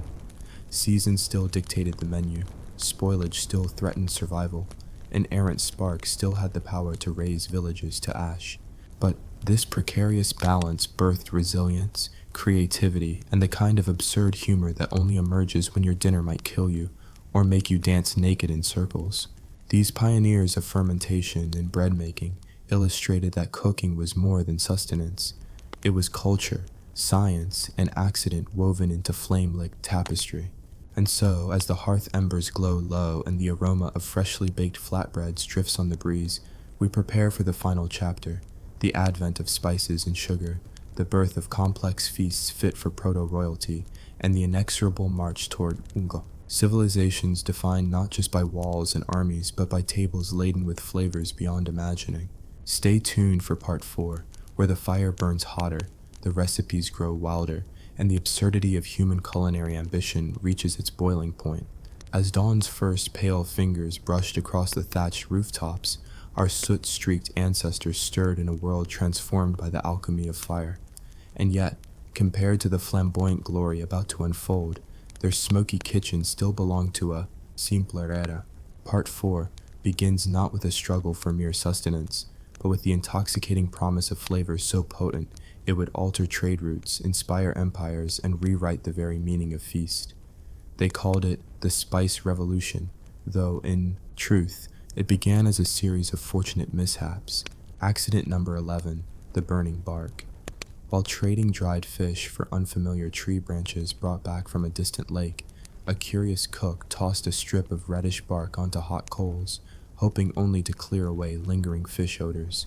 Instead, the bark crackled, released a heady aroma, and sent every nearby nose into rapturous attention. One taste on the tongue produced a fleeting heat that danced across the palate, followed by a woody sweetness so addictive that the tribe nearly rioted to claim the last scorched sliver. Thus was discovered the first chili-like spice, a discovery that would spur caravans to cross mountain passes and deserts in pursuit of that fleeting, joyous burn. Word of the burning bark spread across valleys and ridges faster than a plague of locusts. Soon, caravans from coastal clans, burdened with smoked fish and dried reeds, carried pungent bundles of bark to inland villages in exchange for salted jerky and rare clay pots. With each exchange, the diversity of flavor exploded, a pinch of bark here, a grind of crushed seeds there, and before long, pots simmered with layered complexities that transcended mere survival. Broths once tolerated for their warmth now became eagerly anticipated morning elixirs, fortified with not just nutrition, but the thrum of spice that jolted drooping spirits awake. Parallel to bark's popularity, another accident reshaped taste forever. Accident number 12, the crystallized ruin. A traveling merchant carrying sacks of raw sugar, crude, sticky lumps so nauseatingly sweet that initial tasters recoiled, found his wares dumped accidentally into a barrel of fermented berry mash. The fermenting yeast clung to sugar crystals, producing a liqueur so deliriously sweet and potent that anyone sipping it either swooned into bliss or convulsed in a sugar-induced frenzy. The survivors, eyes rolling with rapture, declared it nectar of the gods and buried the recipe in sacred clay tablets. From that day, sugar was no longer mere potential energy. It was the currency of celebration, destined for cakes, candied fruits, and the first convolution of decadence and danger. As sugar and spice wove their way into recipes, social ceremonies swelled into grandiose spectacles. The earliest feast halls emerged, earthen-floored chambers lined with benches hewn from fallen trees, where smoke from multiple hearths mingled in a haze that blurred torches and tapestry-like smoke rings. On feast days, tribes would parade their spiciest stews, sweetest breads, and most daring desserts across long tables, daring neighbors to top them. My chili bark soup made this worthy chief sweat tears of joy. One boasted, brandishing a wooden ladle dripping with fiery broth, "Behold my honey-glazed flatbread, crisp as dawn's frost." Another countered, snapping off a shard of pastry and offering it like a peace treaty. These contests of culinary one-upmanship became so fierce that petitioners brought gifts of precious salt, wild herbs, and unbroken clay pots just for the chance to be invited and immortalized in local lore. Yet where luxury gathered, catastrophe lurked. Accident number 13, the shady pilgrim. A wandering monk, eager to court favor in yet another feast hall, drenched his platters in a newly acquired dark spice, insisting it came from sacred eastern snows. In reality, it was a toxic leaf ground too finely. The first dozen guests collapsed in spasms so violent they left saucers and spoons clattering to the floor. The monk fled by night, leaving behind a tribe convinced that flavor was a gamble of life and limb. The incident prompted the first documented food regulations. Recipes were inscribed on stone benches outside every hall, listing approved ingredients and warning of fatal imposters. Under these new ordinances, specialists thrived. Spice masters, dubbed flavor sheriffs, carried sacred mortar and pestle sets, inspecting shipments of bark, berries, and sugar to ensure authenticity. They maintained spice archives, clay jars sealed with wax and coded pictograms that cataloged taste profiles, shelf lives, and prescriptive pairings. Pear bark spice with boiled goat marrow for calming delirium. One entry read, likely penned by Of, spice master recovering from too vibrant an experiment. Commerce followed flavor. Caravans traced serpentine routes across dunes and glaciers, their camels huffing under woven sacks of peppery bark and jars of crystalline sugar. Tales sprouted of spice islands surrounded by storms that turned unwary ships into floating bonfires, fables that did little to deter eager traders. Armed escorts accompanied laden caravans, battling sandstorms and rival tribes hungry to seize their precious cargo. Spice wars erupted, smoky skirmishes over caravans, border blockades demanding tribute in the form of exotic condiments, and clandestine raids that left silent hoofprints in the dunes. And yet, through it all, the world's palate expanded in riotous abundance. Back in the villages, kitchens transformed into sensory laboratories. Cooks experimented with sugar reductions, crafting syrups that shimmered like molten gold and dribbled over roasted game. They discovered that macerating fruits in honey produced early jams, tangy blends that preserved summer's bounty into brittle winter gloom. Era of trial and terror, they plunged deeper, sugar sculpted into ornamental molds, spiked with rose petals and dusted in powdered bark to create confectionery spectacles fit for kings. Indeed, the first proto-royalty emerged not from sheer conquest, but from culinary hegemony. Rulers who controlled spice routes and sugar mines commanded loyalty not only of armies but of stomachs. These culinary sovereignties built temple-like kitchens, vaulted chambers with hearths arranged in semicircles, each dedicated to a specific task: fermentation, roasting, baking, candying. Apprentices, often the orphaned and the indebted, lived within kitchen walls, their lives measured in scoops, stirs, and stolen tastes. Guilds formed, the sugar crafters who guarded techniques of crystal refinement, the spice alchemists, masters of extraction and infusion, and the feast architects, designers of banquets so elaborate that attendees might feast for days without pause. Membership in a guild conferred prestige and immunity from minor culinary mishaps, a luxury most villagers envied. But human nature being what it is, the quest for novelty sometimes veered into the grotesque. Accident number 14, the plaque platter. In a zeal to impress foreign dignitaries, a feast architect served a platter of glazed tubers so saturated in sugar and spice that they became inedible. The guests, bound by decorum, nibbled politely until their teeth shattered like brittle pottery. The resulting dental calamity haunted them for weeks, leading to dire predictions of a sugar curse that would bring civilization to its knees. Elders proclaimed that sugar, if not tempered by caution, would rot society from the inside out, a prophecy that modern dentists would quietly nod at centuries later. Despite such portentous warnings, progress pressed on. Metallurgy and glassmaking merged with culinary ambition. Fine copper cauldrons with ornate handles allowed precise temperature control. Glass jars preserved the vibrancy of pickled roots and candied fruits. Porcelain bowls, so thin they seemed to glow, elevated presentation to art. In palace kitchens, chefs wore linen tunics embroidered with pictograms of their greatest triumphs. They wielded copper ladles like swords, carving foam motifs atop sugar-dusted custards. Innovation accelerated. Accident number 15, the pressed oil.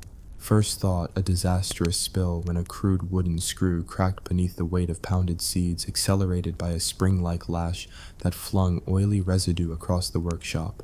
The sight, slick and flammable, ignited when a stray spark caught a puddle of golden liquid. The conflagration revealed oil's dual nature, destructive in one moment, in the next, when applied to roasting pits or hot griddles, transformative, imparting crispness and richness unmatched by wood smoke alone. Suddenly, every kitchen scrambled to harness oil. Grape seeds, nuts, olives were available, and even early experiments with animal fats pressed until they yielded the purest lubricants for cooking. Oil ushered in frying, tuber chips crisped in shimmering pools, early fritters puffed into airy rounds, and savory cakes hissed as they met the hot surface. Kitchens filled with intoxicating clouds of aroma, but also new perils, accidental flare-ups, slip hazards in back alleys slick with spilt oil, and the first recorded incidents of fry burn. A rite of passage so painful that survivors wore their scars like badges of honor. Meanwhile, sugar refinement reached near mythic heights. Techniques for clarifying syrups produced the first translucent rock candy, jagged, glittering clusters that refracted torchlight in dazzling spectra. These sugar geodes became prized tokens in diplomatic coffers, exchanged during treaty signings and peace accords. To taste such sugar was akin to tasting light itself, and poets penned odes to its crystalline perfection. By this point, cooking had transcended mere nourishment and spilled into philosophy, religion, and the arts. Temples dedicated to the hearth spirit housed shrines where priests recited recipes as sacred texts. Culinary guilds commissioned illustrated cookbooks, scrolls painted in vivid hues showing each stage of preparation, from root selection to final garnish. Patrons commissioned Epicurean salons, where diners reclined on mats of goat hide, sipping fermented wines sweetened with rock sugar and nibbling spiced flatbreads woven into intricate braid patterns. Even the dead received culinary consideration. Burial practices included grave goods of dried provisions, honey jars sealed with wax, spice pouches tied with sinew, and pre-baked loaves inscribed with the deceased's name. It was believed that the departed required comfort foods on their journey, lest they return as hungry ghosts, an early testament to cooking's spiritual dimension. But as with every chapter, shadow and light intermingled. Empire building fueled by spice and sugar sowed both prosperity and exploitation. Peasant villages struggled under grain tithes, while sugar-baron dynasties grew fat on tribute. Caravans laden with wares left wake of famine where routes changed, and the very ingredients that united cultures, bark, berry, sugar, also incited greed, envy, and bloodshed. Yet out of chaos emerged balance. By saga's end, humanity had learned to temper ambition with moderation, at least most of the time. Recipes were tempered by cautionary notes, feasts punctuated by fasting rites, and the pursuit of flavor balanced against the sanctity of life. Kitchens became centers of community rather than engines of avarice. Apprentices graduated to masters not merely by refining recipes, but by honoring the humble origins of every ingredient: the crackling ember, the crushed grain, the fermenting berry. Thus closes part 4 of our journey, from the first lick of accidental flame to a world awash in sugar and spice, trade and temptation, innovation and absurdity. Our ancestors, forever scarred by burns and inspired by discovery, forged not just flavors but civilizations. They proved that cooking is more than the alchemy of heat and matter. It is the nexus of survival, art, and human folly. And though their story flickers like a candle threatened by wind, its glow endures in every feast we share, every spice we grind, and every sweet morsel we savor. May their flame continue to burn bright in our kitchens, and may we always remember that the greatest culinary triumphs are born from the most combustible accidents. Imagine you're stumbling over cracked earth under a sun so merciless it feels like a god purposely roasting you for entertainment. You have no water, your tongue sticks to the roof of your mouth like tar, and every breath tastes like betrayal. That's right, today we're going where no hydration app can save you. They called him Torg the Parched, and legend says he once drank his own tears just to feel something cool. His story began at the edge of the Great Bone Desert, a place so dry not even the lizards would stop to mock passers-by. The tribe gathered beneath a sliver of ruined cliff, where a trickle of wind promised shade but delivered only more dust. Hunger gnawed at their bellies, but thirst gnawed deeper, like a cursed beast with no mercy for the weak. On the first blistering day, the elders decreed a water hunt. No, not for meat or roots, pure, life-giving water. They armed themselves with nothing but hollowed-out gourds, blunt obsidian knives, and delusions of past rains. Their plan? Follow the vulture tracks. Vultures, after all, only soar where carrion waits, and carrion only rots near water. It sounded foolproof, if your only alternative was to die of cottonmouth. Torg took point, squinting at the sky for signs of circling birds. Hours passed with nothing but heat mirages dancing in cruel circles. At noon, his skin cracked, and he murmured to himself, "I'd kill for a drop of saliva right now." Suddenly, a single vulture wheeled overhead, its shadow a fleeting promise. The tribe sprinted after it, stumbling across broken pottery shards and half-buried bones, evidence of intruders mostly looking for the same elusive spring. At dusk, they found a narrow cleft in the rocks. Torg scraped away centuries of dust and uncovered a slick of green slime. "Water!" he cried, only to realize it was poisonous algae that would have killed them all. They retreated, tongues burning with disappointment. Night in the desert was no relief. Temperatures plunged, leaving frost-like chills that threatened to snap fragile bones. Torg fashioned a crude shelter of reeds, but dew never formed. The air was too empty. He chewed on yucca root rind, feeling his stomach revolt at every bite. By dawn, delirium set in. He dreamed of water skins filled to the brim, of palms dripping fresh spring, visions so vivid he almost wept. On the third day, desperation drove innovation. Torg noticed condensation on his leather loincloth at sunrise. He ripped it free and wrung out a single precious mouthful of moisture. The tribe rejoiced as if he'd discovered fire. Encouraged, they tied strips of cloth to branches and draped them in the cool nights, intending to harvest dew. But arid air yielded barely a droplet each, forcing them to fight over damp rags like starved dogs. Meanwhile, far to the north, another band suffered in the frozen tundra, their challenge reversed. Too much ice, no drinkable liquid. They chipped away at snow and ice blocks, only to swallow flakes so cold they numbed their throats. A cunning woman named Sala boiled snow in her clay pot, but the result tasted like boiled rocks, and each sip risked hypothermia as the steam chilled the air. She abandoned the idea, swearing that only warm springs could cure the ice curse. Back in the Bone Desert, Torg's tribe stumbled upon an ancient pit lined with overlapping flat stones. Inside lay a hidden cistern, probably dug by their ancestors centuries before, then forgotten as climates change.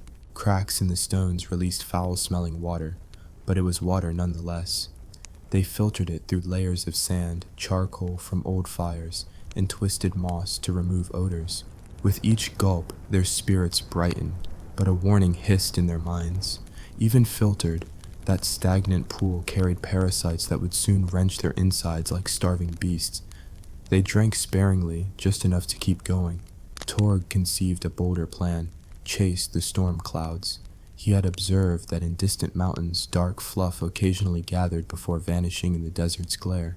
He convinced 5 brave souls to trek westward along the ridge, leaving behind the cistern's false security. Days of barren rock tested their resolve. One fell breaking a thigh bone, another vanished chasing a mirage. Torg pressed on, driven by visions of crisp mountain springs. On the 8th morning, they reached a narrow valley where the air smelled of pine and damp earth, an alien fragrance after so many days of dust. A crystal stream bubbled over mossy stones. Torg collapsed in it, scooping water with cupped hands. The shock nearly knocked him unconscious, but the taste, sweet, cold, alive. He bawled like a newborn clinging to the stream's edge. He poured water into a hollowed gourd and drew the remaining tribe north. Their return was met with awe. Under Torg's guidance, they chiseled channels from the mountain-fed stream to their camp, fashioning a crooked aqueduct of bone and stone. Water flowed, trickling, then rushing into the cistern, washing away slime and filth. The tribe reveled, pouring water over each other, sharing stories, and inventing the first water games, rock leap contests and splash battles that lifted their souls higher than any feast ever could. Thus, from the brink of dehydration, they forged irrigation and water harvesting, principles that would underpin civilizations millennia later. But the lesson was brutal. Find water and you live, squander it and you die. Torg's tale spread across deserts and tundras, inspiring new methods. Fog nets woven from animal hair to catch mist, dew traps carved into stone hollows, and the first desert wells drilled by pounding reeds into sandstone until moisture oozed out.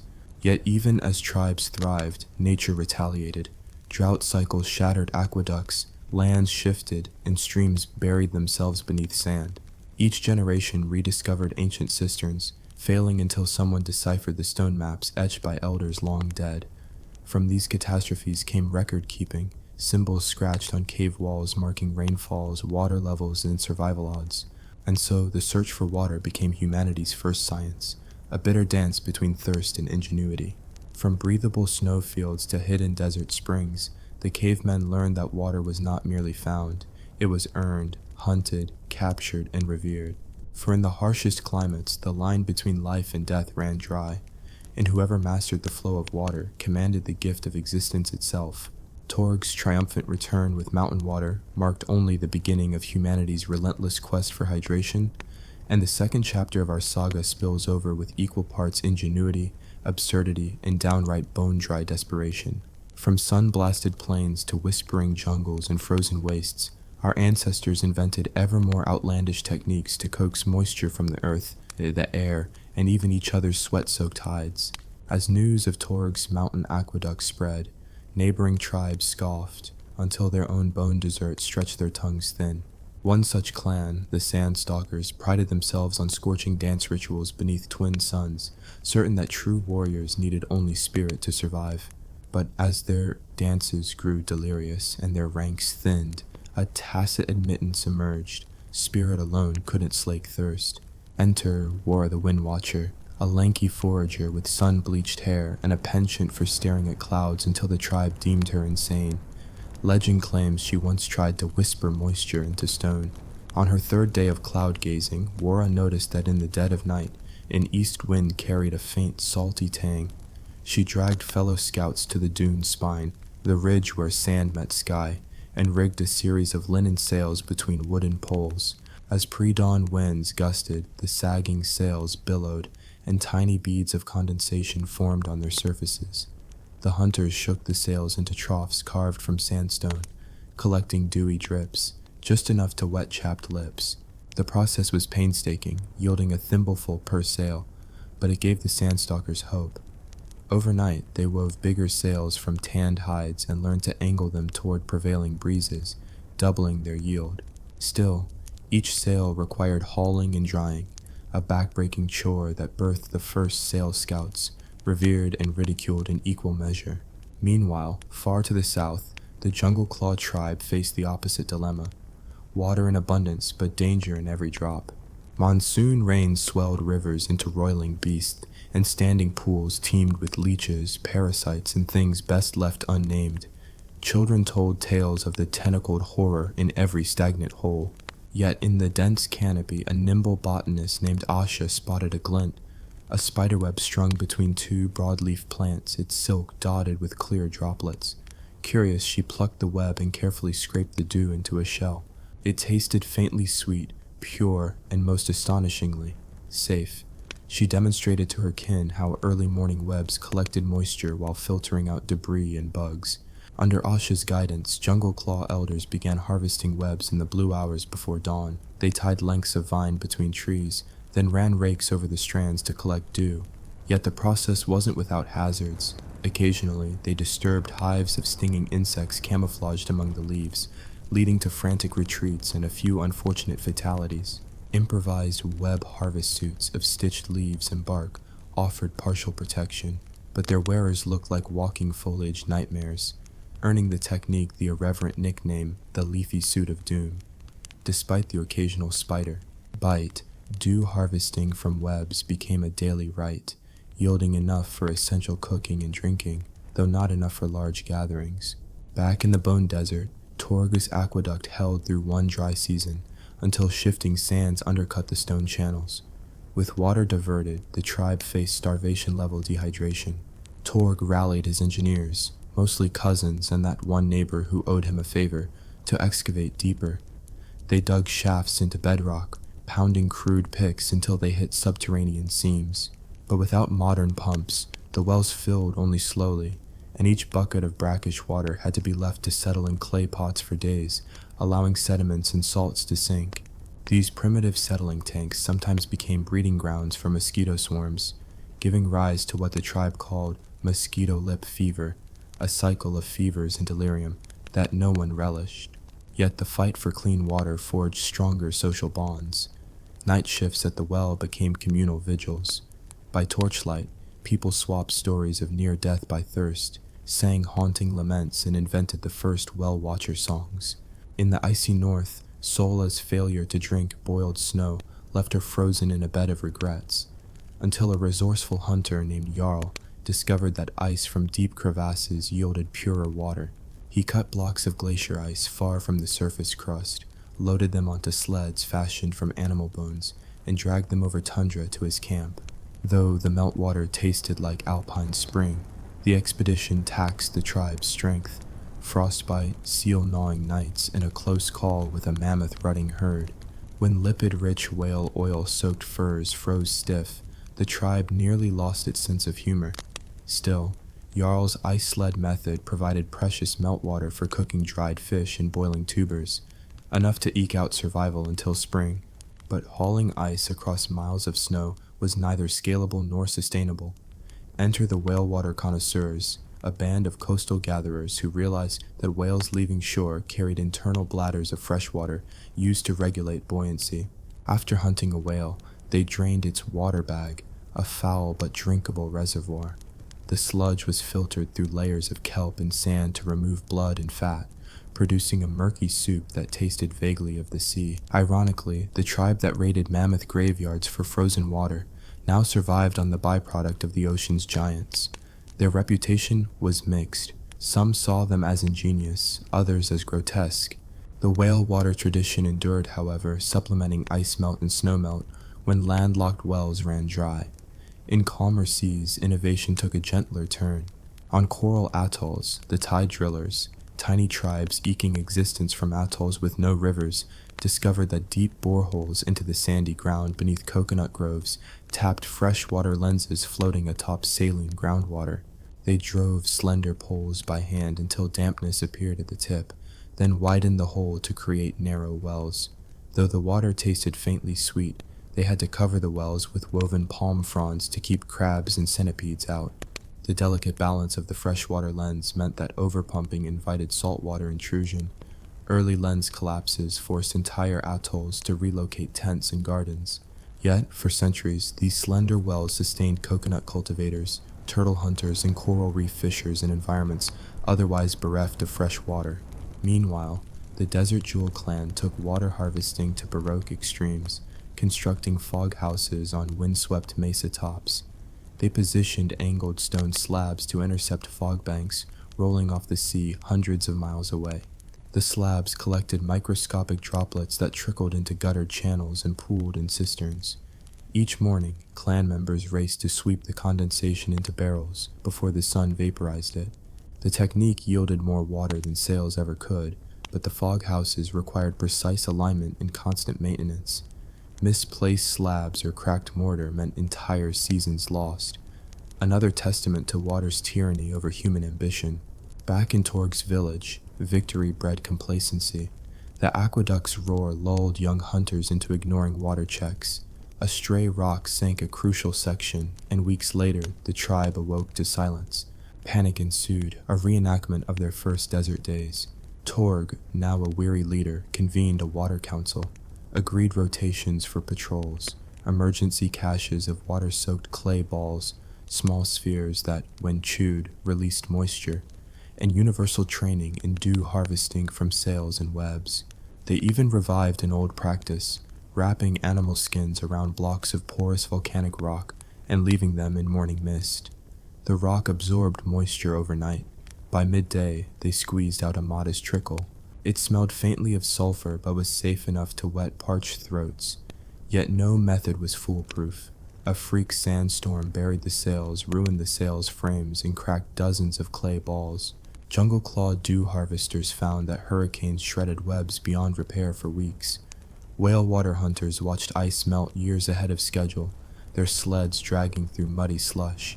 Each catastrophe underscored an immutable truth. Water demanded respect, or it withdrew, indifferent to human hardship. Despite the endless setbacks, the relentless pursuit of water forged technological and social revolutions. Trade networks emerged.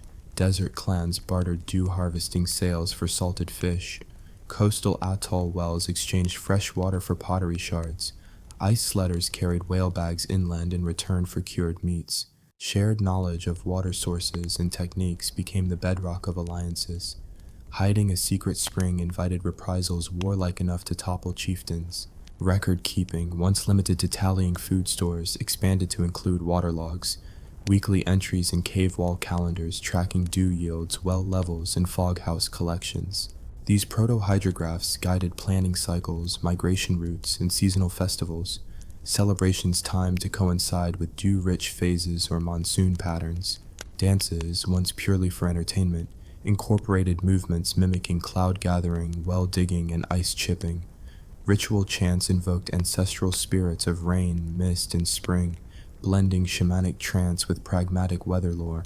By the end of this chapter, our thirsty forebears had transformed desperation into a science. Hydrology based on observation, experimentation, and absurd trial and error. From dew-saturated sails to whale bladders, from spiderweb drips to fog-misty mesa slabs, they demonstrated that water was not merely found, but negotiated with, a fickle partner requiring vigilance, respect, and, above all, creativity in the face of death's cruel mockery. And yet, as their methods multiplied, so did the stakes. Water caches became strategic assets, wells were fortified like forts, and waterborne diseases prompted rudimentary sanitation rules. No bathing in drinking pools, no washing raw meat in wells, and strict separation between latrines and water sources. Failure to comply meant exile, or worse, being added to the night patrol, a death sentence amid thirst-ridden dunes. Thus closes Part 2, a whirlwind tour of sails and webs, ice sleds and whale sacks, wells and wells of folly. Our ancestors' dance with water wove threads of ingenuity through the tapestry of human survival, teaching us that life is not given.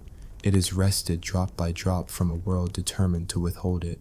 In Part 3, we'll follow the next water pioneers, the first engineers of canals and dams, the makers of rain-invoking contraptions, and the mavericks who dared to challenge entire rivers. Stay tuned. Your next sip of history is coming soon. Torg's aqueduct crumbled for the second time during the driest season in 20 generations. Some claimed it was a sign from the gods. Others blamed sand gremlins, imaginary creatures who, for some reason, delighted in destroying irrigation systems with giggles and tiny pickaxes. But the truth was simpler. The tribe had grown complacent, and complacency is the enemy of hydration.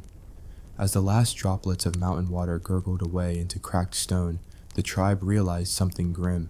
They had to move water, not just find it. Enter Urthag the Builder, a man with the patience of a fossil and the eyesight of a mole. He proposed something absurd: dig channels from a distant river across miles of brutal terrain and direct its flow to their new settlement. The elders laughed. "You want to steal a river?" One cackled, coughing into his dry hands. "Next, you'll suggest we lasso clouds." Undeterred, Urthag began assembling a crew of misfits, stone carvers, strong backs, and a particularly clever child who had once figured out how to extract water from cactus pulp without dying. With bone shovels and flint chisels, they marked the earth. The first week, they celebrated moving a single boulder. By the first month, most had quit, citing extreme fatigue and sand-induced madness.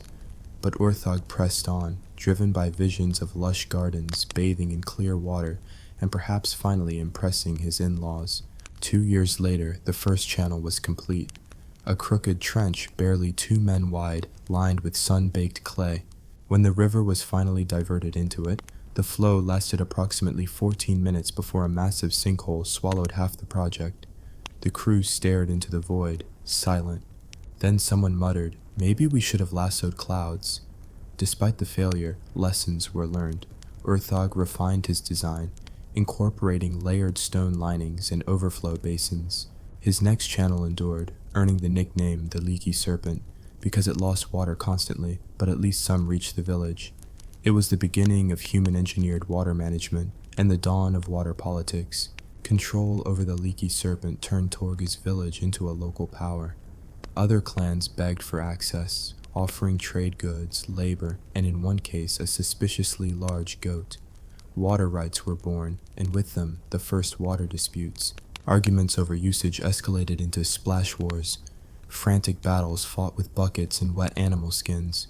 Elders held council, drafting the earliest water codes, 1 bucket per family at sunrise, 2 at dusk, and absolutely no bathing on feast days. Infractions led to public shaming or exile into the drylands. While desert dwellers were inventing bureaucracy, a coastal tribe called the Shell Drinkers faced an opposite problem: too much salt. Surrounded by ocean, their wells brined over, and every fish they caught seemed to mock them with its juicy, salty flesh. Then came Wogo the Parched, a woman whose distaste for fish was legendary. She theorized that salt water, when heated, released something drinkable. Her first experiment, boiling seawater in a stone pot, ended with a cracked pot, third-degree burns, and an entirely new hairstyle. Undeterred, she devised a dome made from tortoise shells and placed it over a pot. As steam condensed on the dome's underside, it dripped into a bowl. The first drop of distilled water tasted like victory, and also like tortoise, but it was safe. Her steam dome became the heart of the Shell Drinkers' survival. They scaled it up with giant clam shells and crafted windbreaks to preserve heat. Production was slow, but now they had fresh water, enough for a family of 4, or 1 very hydrated elder. Their neighbors scoffed, until a dry season forced them to try the technique. Soon, dome distillers popped up along every beach. Some tribes even invented early solar stills, using transparent animal hides stretched over stone basins, where the sun did the work of fire. These stills became status symbols. Whoever had the clearest hide had the fastest distiller, and soon water envy ran rampant. Fights broke out over who had stolen whose hide, and the Shell Drinkers developed security protocols. Guard dogs, booby traps, and in one notable case, a hidden pit full of angry crabs. Far inland, in the marshy lowlands, the Mudfoot tribe enjoyed abundant water, but with a curse: parasites. Drinking straight from swamps turned your stomach into a theater of screams. Korga the Unfortunate was the first to discover this. After 3 days of wailing, convinced the elders something had to be done. They began boiling water, then straining it through reeds packed with moss and charcoal. The taste improved marginally, and incidents of worm belly decreased. Filtration had begun its journey, yet boiling wood was wasteful. Fires needed fuel, fuel needed trees, and the nearby forest grew increasingly bare. The Mudfoot elders debated, cut more trees or move. Neither option appealed. Then someone noticed that certain plants, like the water lily, seemed to clean the water around them. Experiments followed. Swamp water filtered through lily roots came out clearer, and after 2 or 3 passes, even palatable. This sparked the earliest constructed wetlands, where tribes planted lily groves around their settlements. The filtered water allowed them to stay in place, sparing the forest and their bowels alike. Up in the mountains, the cliff walkers faced a different challenge: cascading waterfalls too dangerous to approach. Early attempts to collect water involved standing at the cliff edge with buckets tied to ropes. This method was effective until someone inevitably fell. Enter Grick the Cautious, who invented the sky scoop, a series of animal bladders tied to a wooden frame suspended over waterfalls via pulley systems. The sky scoop caught mist and spray, channeling it down wooden pipes into collection tanks. The system worked. albeit with occasional failures, e.g., rogue eagles, snapped ropes, bladders exploding in the sun.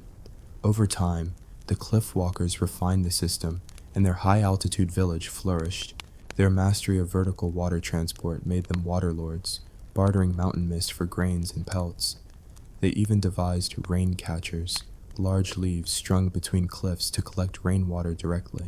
It was during one heavy storm that the biggest leaf collapsed, drenching an entire wedding party and forever cursing rain catchers at ceremonial events. In every corner of the ancient world, water solutions shaped society. Drought led to cooperation or war. New methods meant survival, but also new hierarchies. Water collectors became leaders, and water thieves became outlaws. Underground cisterns were guarded like treasure, and secret springs were hidden beneath decoy stones. Myths formed around water spirits, both benevolent and vengeful. Entire generations grew up believing that water had to be appeased, or it would simply vanish. Even burial rituals shifted. Some tribes poured water over graves to send moisture into the next life, believing that even the dead thirsted. Others buried their fallen near springs, hoping their spirits would guard the source. Water was no longer just survival. It was sacred currency, a source of power and reverence. As the first cities formed, water control became statecraft. Kings boasted of canal building, not conquest. Priests led rain ceremonies with elaborate dances and chant cycles designed to entice the sky.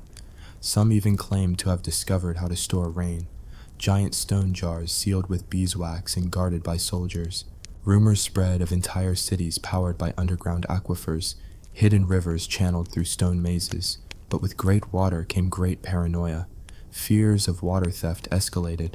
Spies were dispatched to rival wells, and elaborate traps, pits, collapsing tunnels, poisoned springs were laid. The concept of water espionage was born, and along with it, early water treaties and hydro diplomats tasked with negotiating access. As humanity wrestled water into submission, new ideas emerged, digging deeper, storing more, purifying faster. Yet the cost was high, forests cleared for boiling, mountains defaced for channels, rivers diverted from their natural courses. Ecosystems shifted, animals vanished, and sacred springs dried up. And through it all, the lesson endured. Water is never free. It must be earned, stolen, begged, or built. Every drop carried the weight of survival. Every sip a reminder that humanity's greatest struggle was not with beasts or hunger, but with the simple, maddening need to stay hydrated. In Part 4, we'll journey into the absurd extremes of ancient water tech. Siege wells, rain traps, divine plumbing, and the most ridiculous failed inventions ever devised to avoid getting thirsty. You haven't seen true desperation until you've met the man who tried to drink air. Stay tuned, things are about to get weirder. And now we reach the crescendo, the final glorious, desperate chapter in humanity's eternal battle with dehydration. Welcome to the age of experimental madness, hydraulic chaos, and innovation so absurd it can only be described as prehistoric steampunk. You see, once early humans figured out where to find water, they immediately asked, how can we do less and still get water? This is where the nightmare begins. Let's start with Krug the inventor, a man who proudly declared, I shall drink the sky. No one knew what he meant, but he spent weeks crafting a towering contraption of reeds, animal bladders, and tree sap. The idea was simple. Trap moisture from the air and condense it into drinkable water. His prototype, the Sky Drinker, stood 3 stories tall, made terrifying groaning noises, and successfully collected 1 drop of water in 3 days. Unfortunately, it also attracted every insect in a 5-mile radius and collapsed during a light breeze. Krug was undeterred. His second model caught fire. The third one collapsed onto his hut. He is now remembered mostly for coining the phrase, hydration through humiliation. Meanwhile, in a coastal desert, the Sand Howlers tribe attempted to milk water directly from the air by harnessing morning dew. Their solution? Blanketing the dunes with woven grass mats overnight, then wringing them out at dawn. It worked, barely. For a tribe of 40, they gathered enough water to fill 2 gourds, if it hadn't already evaporated. One genius tried licking the mats directly, sparking what became known as the Great Dawn Lick-Off, a daily sprint to see who could get to the dew first. It was undignified, it was inefficient, it was human innovation at its most tragic. But no water crisis is complete without siege warfare. In fortified hilltop settlements, rainwater was gold, and when besieged, you couldn't exactly pop down to the river. Enter the siege cistern, massive underground storage tanks carved painstakingly by hand over decades. These tanks, if filled before the enemy arrived, could sustain a village for weeks. However, one critical miscalculation, a cracked seal, a misaligned stone plug, meant watching your lifeline vanish into the earth mid-siege. The infamous siege of Drock Hill ended not with battle, but with the entire village desperately slurping puddles from the cistern floor after a structural collapse. It was not a proud moment. In some parts of the ancient world, rain traps became the obsession. Elaborate rooftop collectors, essentially hollow logs leading to clay barrels, turned every home into a mini reservoir. But as anyone with a roof knows, things fall from above. Leaves, bird poop, and in one case, a very confused squirrel. Contaminated rainwater led to widespread sky sickness, prompting the first health regulations. Always cover your barrel, and if the water smells like feet, don't drink it. By now, the thirst was real, and human ambition knew no bounds. Deep desert tribes dug fog wells, circular pits lined with cold stones where they believed water from the night air would collect. Sometimes it did. Mostly, they dug holes and sat beside them, waiting for a miracle. One elder claimed success after sitting in a fog well for 12 hours and collecting a single sip. When asked if it was worth it, he replied, "I no longer feel thirst, but I think I've gone blind." Of course, the gods had to be involved. Entire temples were dedicated to water deities, gods of rain, rivers, and miraculous springs. Sacrifices were made, dances performed, and in one infamous ritual, an entire goat was launched into the sky via a catapult to encourage rain. The goat survived. Rain did not fall. A lesson was learned. The most extreme believers constructed divine pipes, hollowed logs leading from sacred mountaintops to village wells. These early pipelines worked, until a mountain goat chewed through the line or a freeze cracked the wood. Some villages cursed the gods, others simply blamed the next village over and declared war. But not all water tech was doomed. Enter the Archimedean screw, or its terrifying great-grandfather. Long before Archimedes got credit, early engineers crafted spiral lifts from wood and hide to draw water from rivers up into fields. One such device was so heavy it required 6 men to operate and squealed like a banshee, earning it the name the Demon Pump. But it worked, sort of, and soon hand-cranked pumps became widespread. Unfortunately, so did hand injuries. By this point, water was no longer just survival, it was politics. Control the well, control the people. Some rulers taxed water, rationed it, or guarded it with armed patrols. Others offered free water days to maintain power. Rebellions often began not with swords, but with stolen buckets. The most successful tyrants, those who promised better plumbing, which brings us to the proto-toilets of ancient times. Early sewage systems were built to separate bad water from good water, usually involving a hole and a lot of hope. In some cities, clay pipes directed waste downhill, which worked great, until the rainy season turned streets into brown rivers. Citizens soon realized that civilization came with a smell. But water wasn't just used, it was celebrated.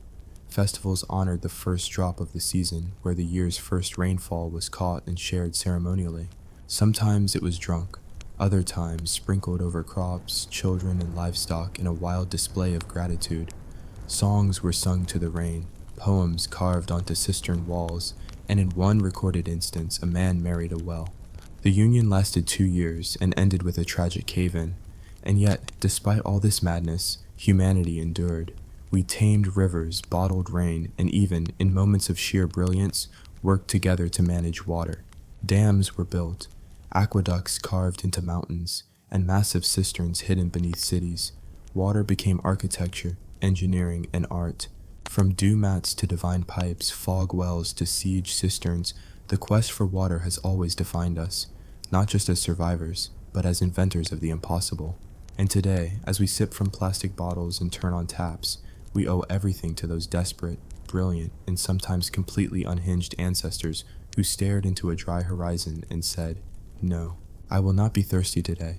So next time you pour a glass of water, think of Krug, Wogo, Torg, and all the rest. our chaotic, dehydrated forebears, and raise that glass high. They suffered so you could hydrate. Stay weird, stay curious, and for the love of history, stay hydrated.